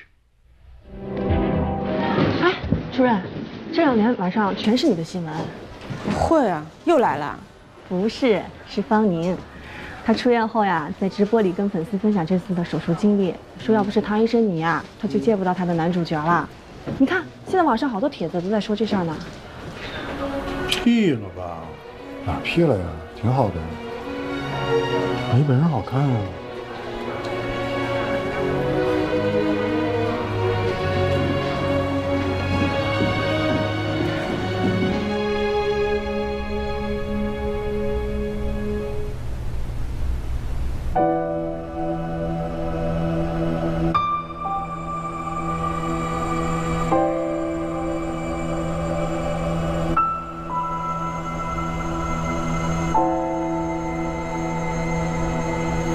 佳宇，终于找到你了。人工心脏，我相信大家都知道，它不是一个能代替原本心脏的新器官，而是一个心室辅助装置，一个血泵，帮助心脏完成泵血的工作。国际上对人工心脏的研发从50年代开始，90年代兴起，到了2003年才常规开始使用，一共经历了3代产品的替换。目前最先进的是新伴侣3代，在国外也刚上市不久。这台机器长这样。新伴侣3代采用了最新的磁悬浮技术，和2代有轴的机器相比，磁悬浮做到了完全无轴，所以大大的降低了血栓的形成，在安全性上是非常明显的。所以我们要研发的目标就是新型磁悬浮人工心脏。今天一早约大家来开会，就是让大家心里有个数。好了，说完了，查房吧。哎，对了，主任，其实工程师这一块我倒是有个人选。那你刚才不说，资质怎么样？资质倒是不错，但是他这个人的性格有点儿……性格不是问题。那我联系他。好。啥意思啊？到底在哪儿开会啊？不是说在大会议中心吗？不是说要开紧急会议吗？啊，廖主任，可能是我不小心打错字了，不好意思啊。差不多准备一下，要查房了。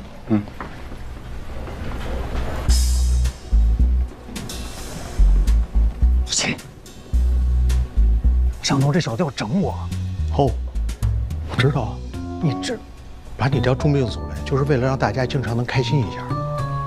你以为是因为你帅啊？是我不帅吗？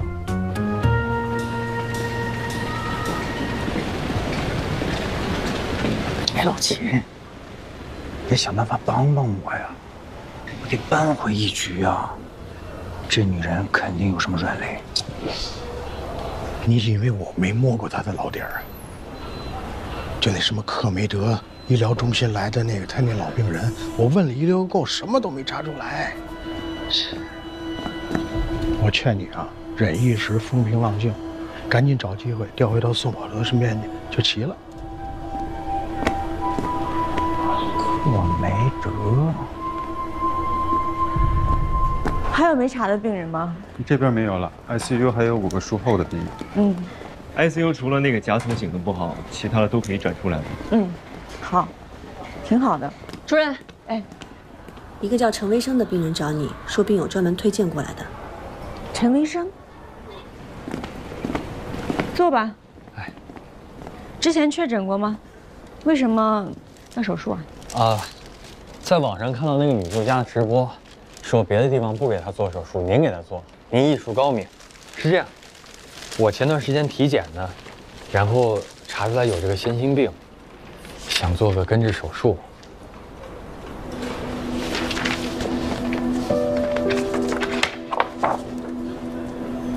你这是矫正型大动脉转位，心脏的形态和正常的也不太一样，但是基本功能可以保证。虽然合并了轻度的肺动脉狭窄，但是问题不大。从你给我的检查报告来看，其实可以不用手术的。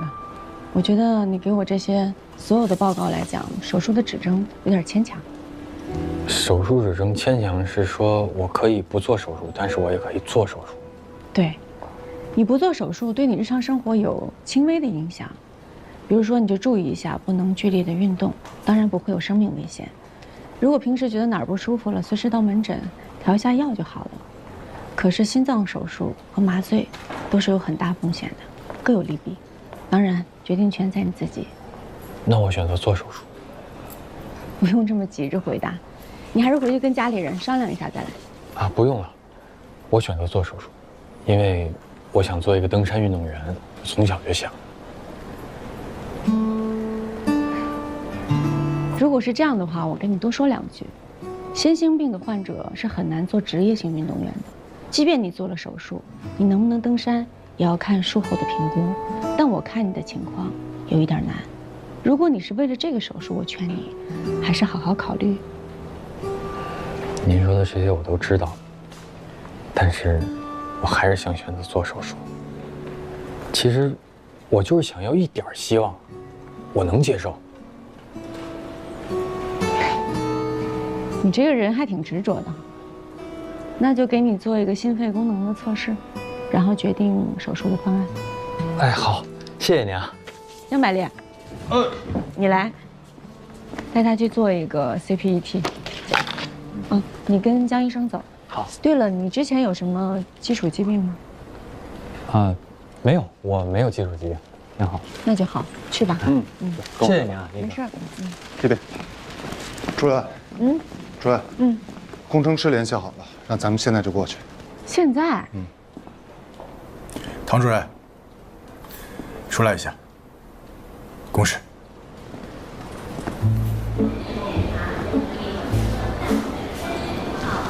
什么事啊？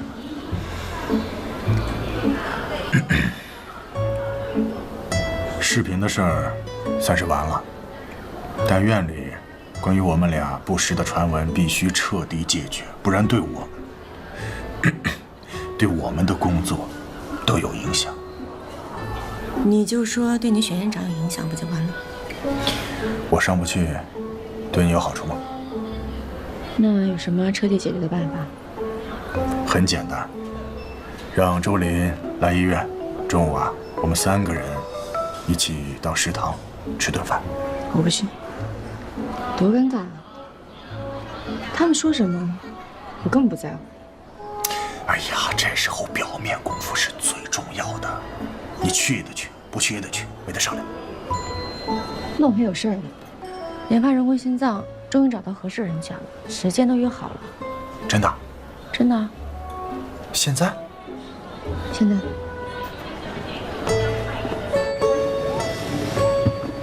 主任。不是说好改时间了吗？我们就……为了躲麻烦。哎，对了，你早上说这个工程师人有点怪，怎么个怪法？你先看一下。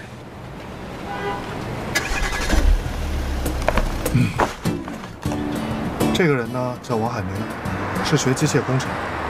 他之前一直在国外留学，加入了一家人工心脏研究所，一待就是10年。这个人啊，一直惦记着回来建设祖国。去年的时候啊，他就回国自己创业了。据说他现在已经做出了全国唯一的全磁悬浮人工心脏的样机。样机啊？数据也不错。总的来说呢，这个人的性格啊，还有他的人际关系啊，就是一团糟。我对他能否和咱们医院达成合作，真的持怀疑态度。不过也说不准，说不准他跟主任你也挺合得来的。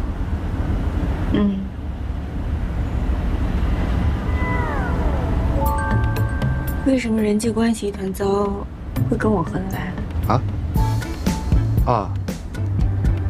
我的意思是，这天才嘛，都性格都比较，说不定你们两个之间能相互欣赏的。我是这个意思。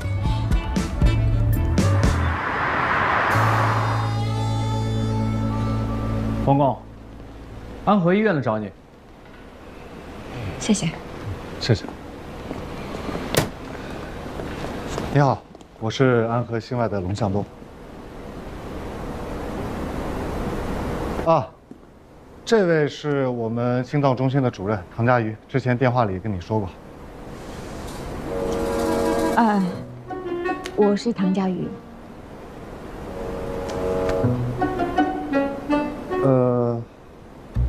不用看了，那个是假的模型。坐吧。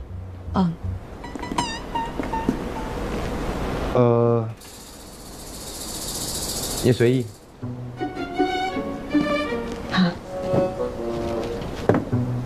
我们这次来是想跟你聊一聊人工心脏合作研发的事情。我先自我介绍一下。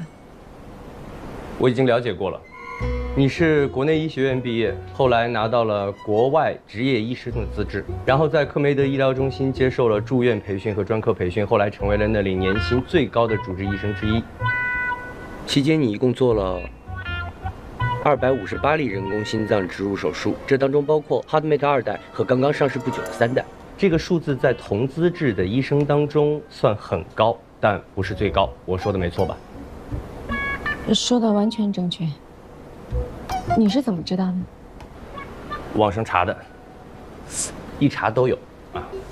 而且呢，我现在还知道，你这次回来是因为接受了安和医院的一个职务，主要是因为你跟刘峰副院长有一段暧昧的关系。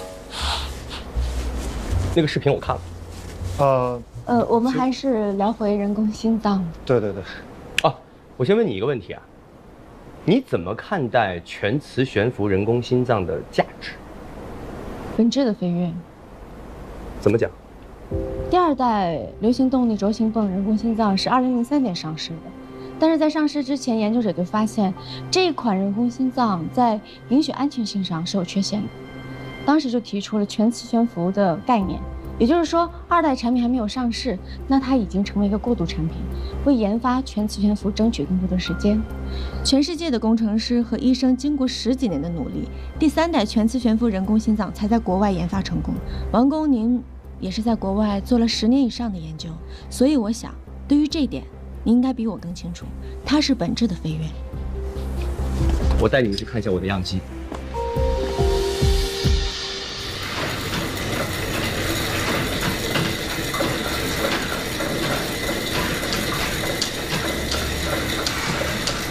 好了，差不多了，停下来吧。来，下来，我帮你拆。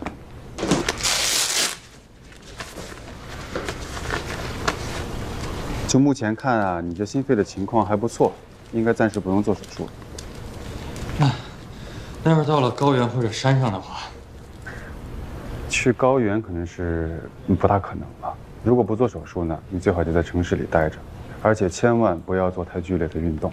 啊，你先原地调整呼吸，放松一下。帮你倒点水。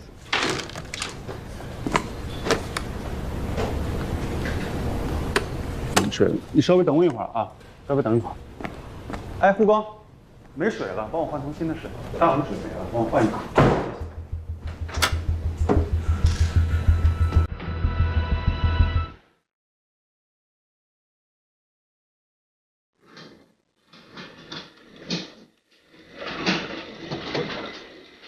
哎，陈文生，你锁门干嘛？哎，你别急了，你不能剧烈的运动。快下来！开门，把门打开。你出了什么问题，谁负责呀？你这护士长拿钥匙。陈维生，你听我说，你下来，你不能这么折腾自己，你的心脏受不了的。你下来行吗？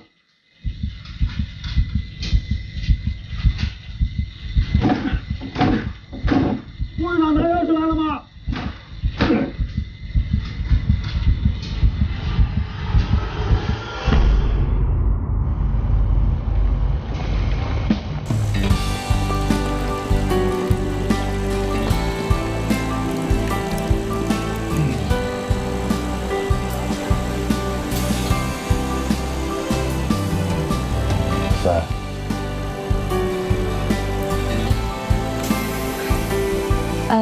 这个测试数据有吗？有啊，在我办公室。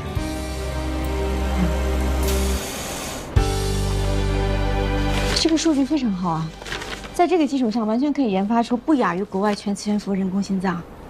那当然，但是现在还是大了一点点，如果再缩小10毫米的话，就完美了。刚才看是70毫米，必须要再小20毫米到50毫米才能合乎手术的要求。小那么多的话，机器会不稳定的，怎么称得上是完美呢？不完美不重要，关键是要用在病人身上，必须要考虑一些心脏偏小的病人。我是要做一台完美的血泵，病人跟我没关系的。可是人工心脏就是要用在病人身上的，如果你不考虑病人的话，它跟普通血泵有什么区别？主任。啊。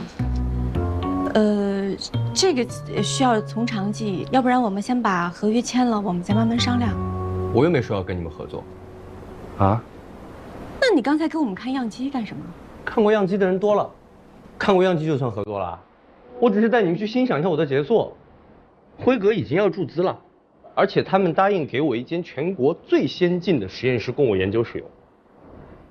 辉格在国内是数1数2的，不论是实力还是资金成本，对吧？安和根本没得比的。虽然你是一个非常优秀的医生，但你也就只是一个医生，科研的事情你又搞不懂，请回吧。哎，我……主任，先回去。那你把那个椅子给我放回去。行。主任，不好意思，是我没搞清楚状况。你是没有搞清楚他是有强迫症的自恋狂，还是没有搞清楚他已经决定卖身给辉格医疗了？第二。主任。喂。知道了，马上回来。今天早上病人出事了，赶紧回医院。好。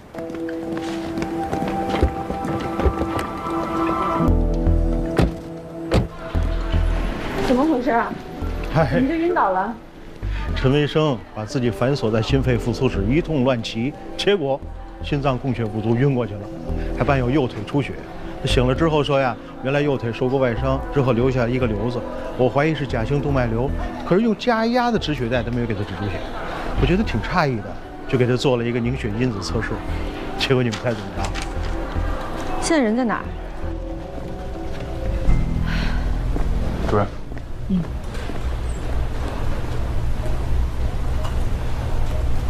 知道自己有 A 型血友病吧？我去过别的医院，医生一听说我有血友病，都拒绝给我做手术，所以我就想，要不先瞒着。对不起啊，唐医生，早上我没说实话。为什么锁门？我怕血友病的事情术前检查瞒不住，就想，如果病情加重，有了明确的手术指征，你就必须得给我做手术了。想得挺缜密，但是你犯了2个错误：第一，心脏手术凝血功能至关重要；第二，你心肺测试再拼命，不会改变你手术指征。你现在的情况先心病后治病，但是你术中出血不只是要命的，而且你隐瞒了病情，其他医生我不知道，但是我肯定不会给你手术了。蔡医生，你听我说，继续加压止血，请血液科来会诊，还有补充凝血因子，确保他这次摔伤没有造成颅内和内脏出血。等情况稳定，让他出院。你的原因我不感兴趣，好好休息。啊，我刚才在手术，没有接到电话。哦，这样啊，那你再帮我找一找更合适的房源好吗？谢谢啊，谢谢。唐主任，哎，刚下手术。哦，你也是吗？吃饭了吗？还没有，食堂应该没有饭了。我有办法。崔成强爱吃红烧排骨饭，他神外的人为了巴结他，常年点这个。哎，那我们把他饭吃了，他不会生气吧？你以为他没偷过我的盒饭？每次我饿得半死的时候，就看他给我留了张纸条，说谢谢你的饭，但是不好吃，下次请点排骨饭。天哪，太香了！哎，对了，我刚才听你打电话，是不是房子没找到啊？所以心情不好？哎，医院附近房子不好找，而且我进了手术室接不了电话，就算有合适的房源，还没等我看呢，人家租出去了。其实也不完全为了这个。那是为了什么？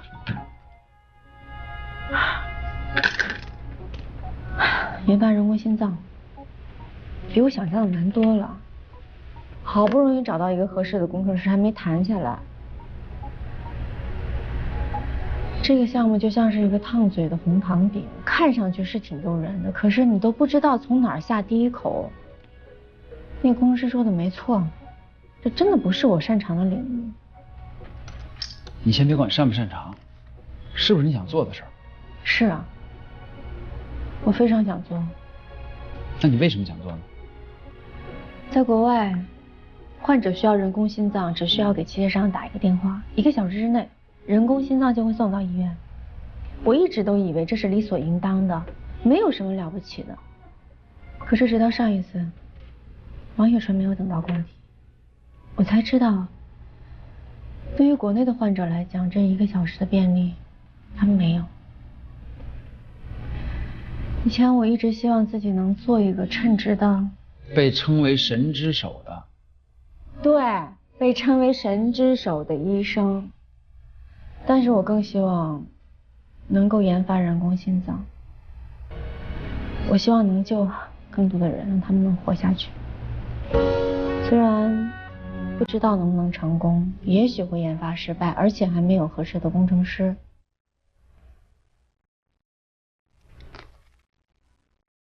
先只看眼前的吧。是吗？就是别想着整体，先关注眼前的，一步一步的做。等有一天你一抬头，就会发现自己已经做得很好了。我记得科尔夫说过一句话：心脏既然能长出来，也一定能被造出来。已经造出来了，国外已经有了，只是我们还没有。我们会有的，你要有这个信心。吃饭吧。哇，这个排骨好吃吗？我查过了，你今天没手术。现在到食堂来，马上来。不行，我今天真的很忙，而且你太太也不会愿意的。唐佳宇，我没求过你什么吧？你赶紧过来。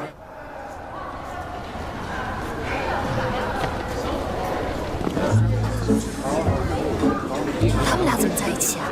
这视频就是他。正式介绍一下，唐佳瑜，我老朋友，一位非常出色的外科医生，现在是我的同事，也是我的下属。刘院长好。哎，周林，我爱人。我们之前见过了。唐主任，我向你道歉啊，之前是我太唐突了，你别介意。没关系，不是误会。可不是误会嘛，也不知道是谁瞎 P 的照片，我要查出来，我肯定告他。还有那个视频，幸好那天晚上我在家里，不然我有嘴都说不清楚。周林啊，平时我忙顾不上家里，但是就个人作风问题上，我保证绝对没问题。佳玉，你说是吧？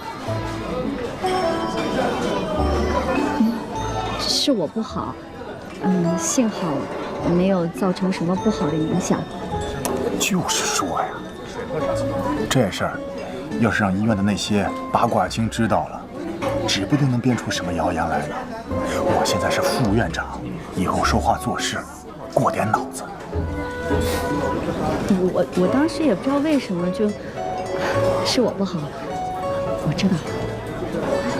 话说开了，心里面舒服多了。吃饭。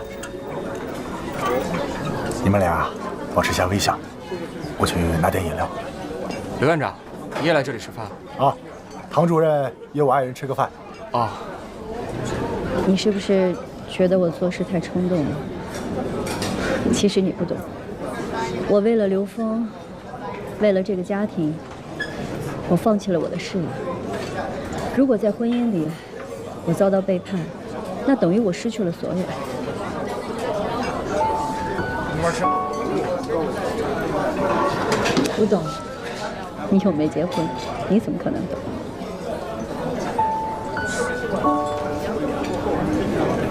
你不会结婚了？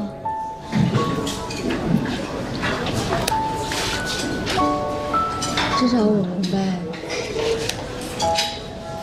如果你真的是非常信任一个人的话，有一天如果他背叛你，你是无法信任的。所以今天其实我想跟你说，你之前担心的问题从来就没有发生过，而且未来也不可能发生。所以我希望你能够相信你的丈夫刘峰，还有我。我可以给你发誓。不用不用，谢谢你。吃饭吧。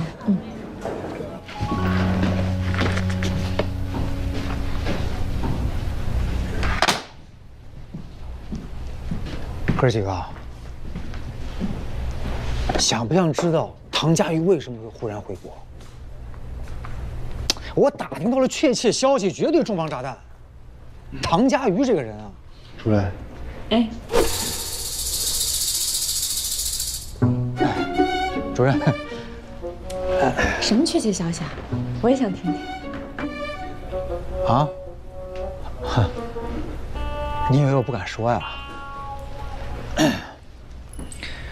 克梅德医疗中心答应让你做大外科主任，所以你拒绝了回国。后来没想到人家变卦了，大外科主任做不成了，你没办法，只能退而求其次来到了安和。所以安和从头到尾都是你的备胎。我说的对吗？不是，这就是你的重磅炸弹，这不够炸呀！不是你笑什么？我说错了吗？你就是拿咱们科当备胎，我们安和怎么了？丢你人了？我们安和不是你的地方。主任，那个陈卫生拒绝签字，他说既然不做心脏手术了，那甲型动脉瘤的修补书，他也不想做了。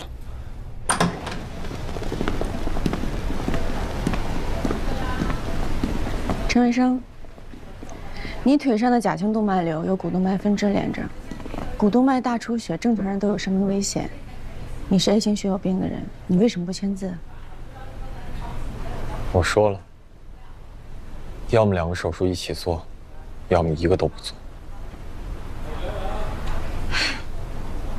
登山比你活着还重要吗？我真的不理解。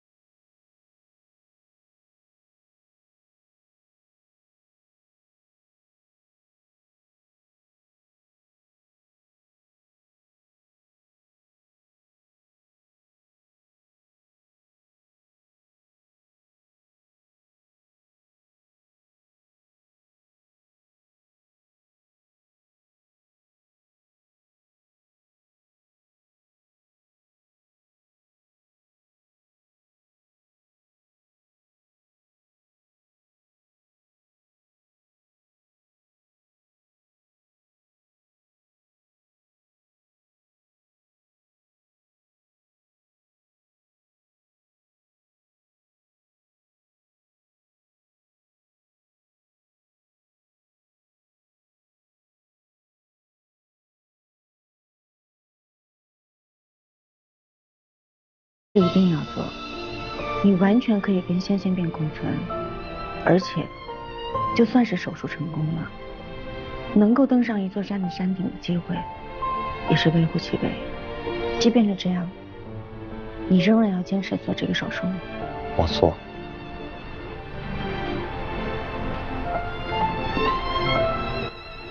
定明天的手术间，大动脉转外根治术加假性动脉瘤修补术。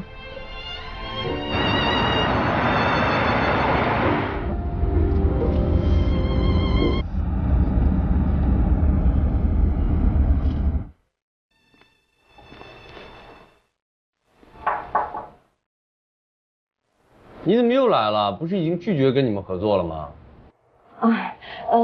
给我5分钟，我只需要5分钟。说吧，你有什么事儿？我来是想问一下你，跟辉格的合约，你打算什么时候签？明天。其实人工心脏研发，只要有医生跟工程师的合作，那才能够通过动物实验跟人体实验，最终通过药监局的审核才能上市。换句话说，您现在需要的根本不是资本的入资，而是跟一个有植入经验的医生合作，也就是我。你不用说服我啊，我不会放弃跟辉格合作这么好的机会的。我这么做其实是在为您着想。你看，所有的资本入资，他们的目的都是为了盈利啊，为了利润。可是您现在的这个样机研发还没有成功，这么早就得到入资的话，一定不会像从前那样专心致志研发，对吧？还有一点，最重要的就是，医院的人员构成比大企业要简单得多。我保证不会给你科研以外的其他的阻力。在企业研发的掣肘之处，相信你在国外肯定也体验过。所以，您真的有信心能够在辉格工作到人工心脏研发上市吗？如果当中真的出现什么问题，您跟这么大的公司对抗，真的有信心能保证最终人工心脏的知识产权还能完整的属于您？如果你跟我合作，我会给您100%的研发权，知识产权这绝对不模糊，全归您所有。你能得到什么？其实我只是希望所有的患者能够早一点使用到人工心脏，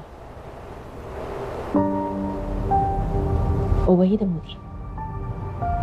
我想想啊，但是我不保证我一定会答应你啊。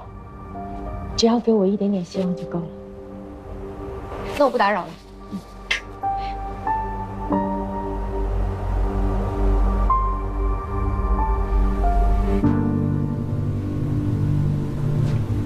要打麻醉了。可是王海明还没打电话过来。那如果他一直不来电话呢？我也不知道。打麻醉吧，先手术。不用紧张。主任，秘书，别紧张啊！今天手术最大的风险是出血，所以血液回收很重要。麻醉，凝血功能怎么样？放心吧，我会严格监控的。好，不用紧张，放轻松，一会儿就手术了。好，准备吧。开始麻醉。好，我先上个手。我戴手套。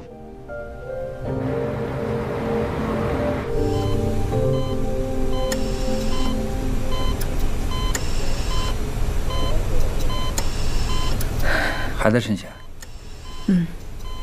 你看，你回去休息一会儿吧。不敢回去，得在这守着。如果术后吻合口渗血不止，半夜还要2次开胸。叶一鸣，你说我是不是不应该就这么草率的答应帮他手术？如果万一……首先呢，这个手术是病人自己要求做的，而且为了做这个手术，他甚至不惜做出自伤的举动。手术的风险我们之前也告知过了，这就是他自己的选择。可能他对疾病的心结远比对心脏畸形更在意。你是在解开这个心结，是在帮助他。你真的这么想？当然了，不然我也不会接这台麻醉啊。谢谢你。你回去休息休息吧。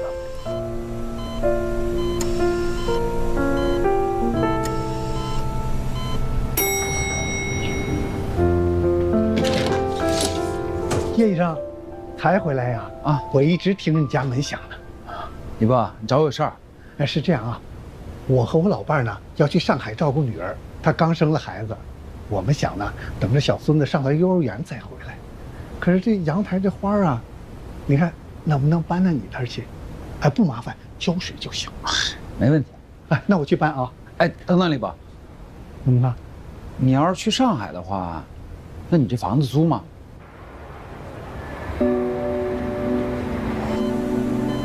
哎，主任，病人醒了。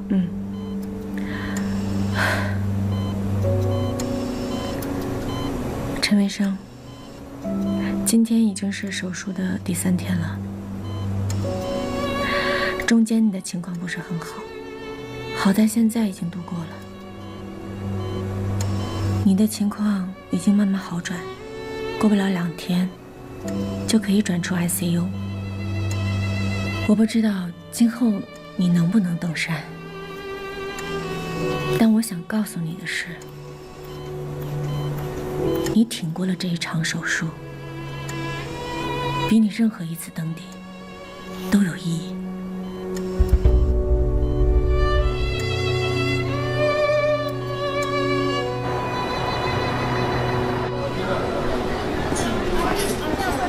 副局长，过2天会有空床位吧？哦，有的。那就好。对，正好有人找你。队长啊，不会又决定让我做手术了？那没准啊。真的呢，等你1小时了。王工，你找我啊？我愿意跟你一起合作研发人工心脏，如果你还没有改主意的。我当然没改变主意啊，我愿意。你之前开的那些条件都得算数。当然，所有答应您的条件全部算数。那您怎么没有跟辉格？我是觉得这么多天都没联络，所以。我仔细看了一下合同，他们就是想买我的知识产权，我作为雇佣工程师为他们工作。我早就说过了嘛，您跟我合作，我觉得研发的胜算应该会更大一些。你不要这么盲目自信，我们的合作就好像是，斗地主你会玩吗？啊？一起排摸了一把的3和4，在概率学的角度来讲，成功的几率极低。你还会打斗地主？我经常看别人玩，他们不带我。那也许我们的组合就是王炸了，对吧？我带你去做一下我们正面组的同事。我真的没有开玩笑，你要做好失败的准备啊！做好了，所有准备都已经做好了。是吗？啊，这点钱。哎呀，太好了，太好了！这工程师简历不错呀，样机做出来了。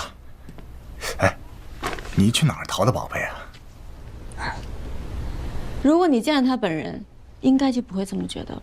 哎，不管怎么说，这是好事儿，我们的科研迈出了一步，而且是很重要的一步。那如果没什么事儿，我先回去了，一会儿还有手术。哎，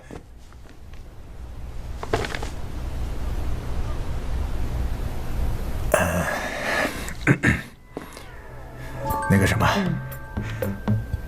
那天你在食堂，谢谢你非常配合。不过，我还是希望我们可以做老朋友。老朋友这个称呼不错。那当然了，我是管医疗的副院长，有我这个老朋友啊，可以给你挡很多麻烦事。那我谢谢你了，副院长。不过你今后不用再用对付叶一鸣的那一招，让别人再来帮我了，挺尴尬的。哪招啊？他爸生病，欠了人情，所以你让他来帮我。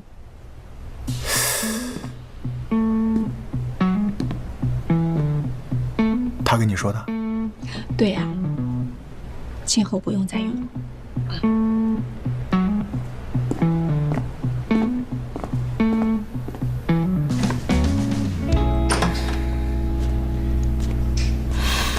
刘峰，什么事儿啊？我一会儿还有手术呢。要你帮唐佳瑜，是我提出来的，所以，我有义务提醒你一下，别走太近。你误会了，我和唐主任只是朋友。那他怎么知道老叶主任的事儿？就是有一次聊天聊到这儿就说起来了。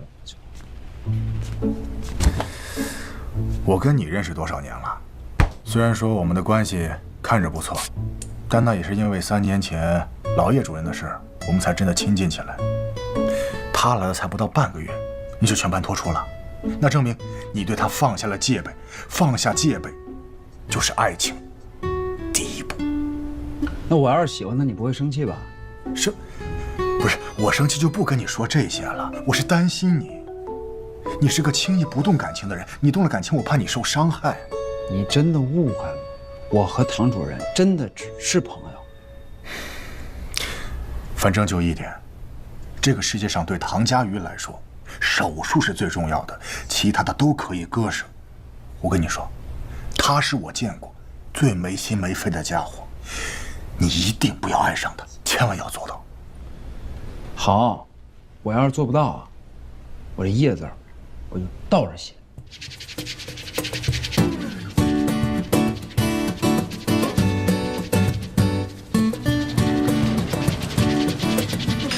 哟，麻醉比外科来的还晚啊！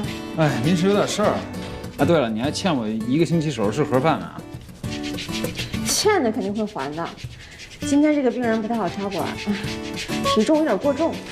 我之前睡诊访室看过了，我觉得应该没什么问题。哎，你找到房源了吗？没有。那我给你一个吧。真的？真的，我隔壁，他的房子还没挂中介呢，回头把电话发给你。哎，太好了，那你赶紧发给我，我下了手术打个电话给他。哎，这次真的做邻居了。算是吧。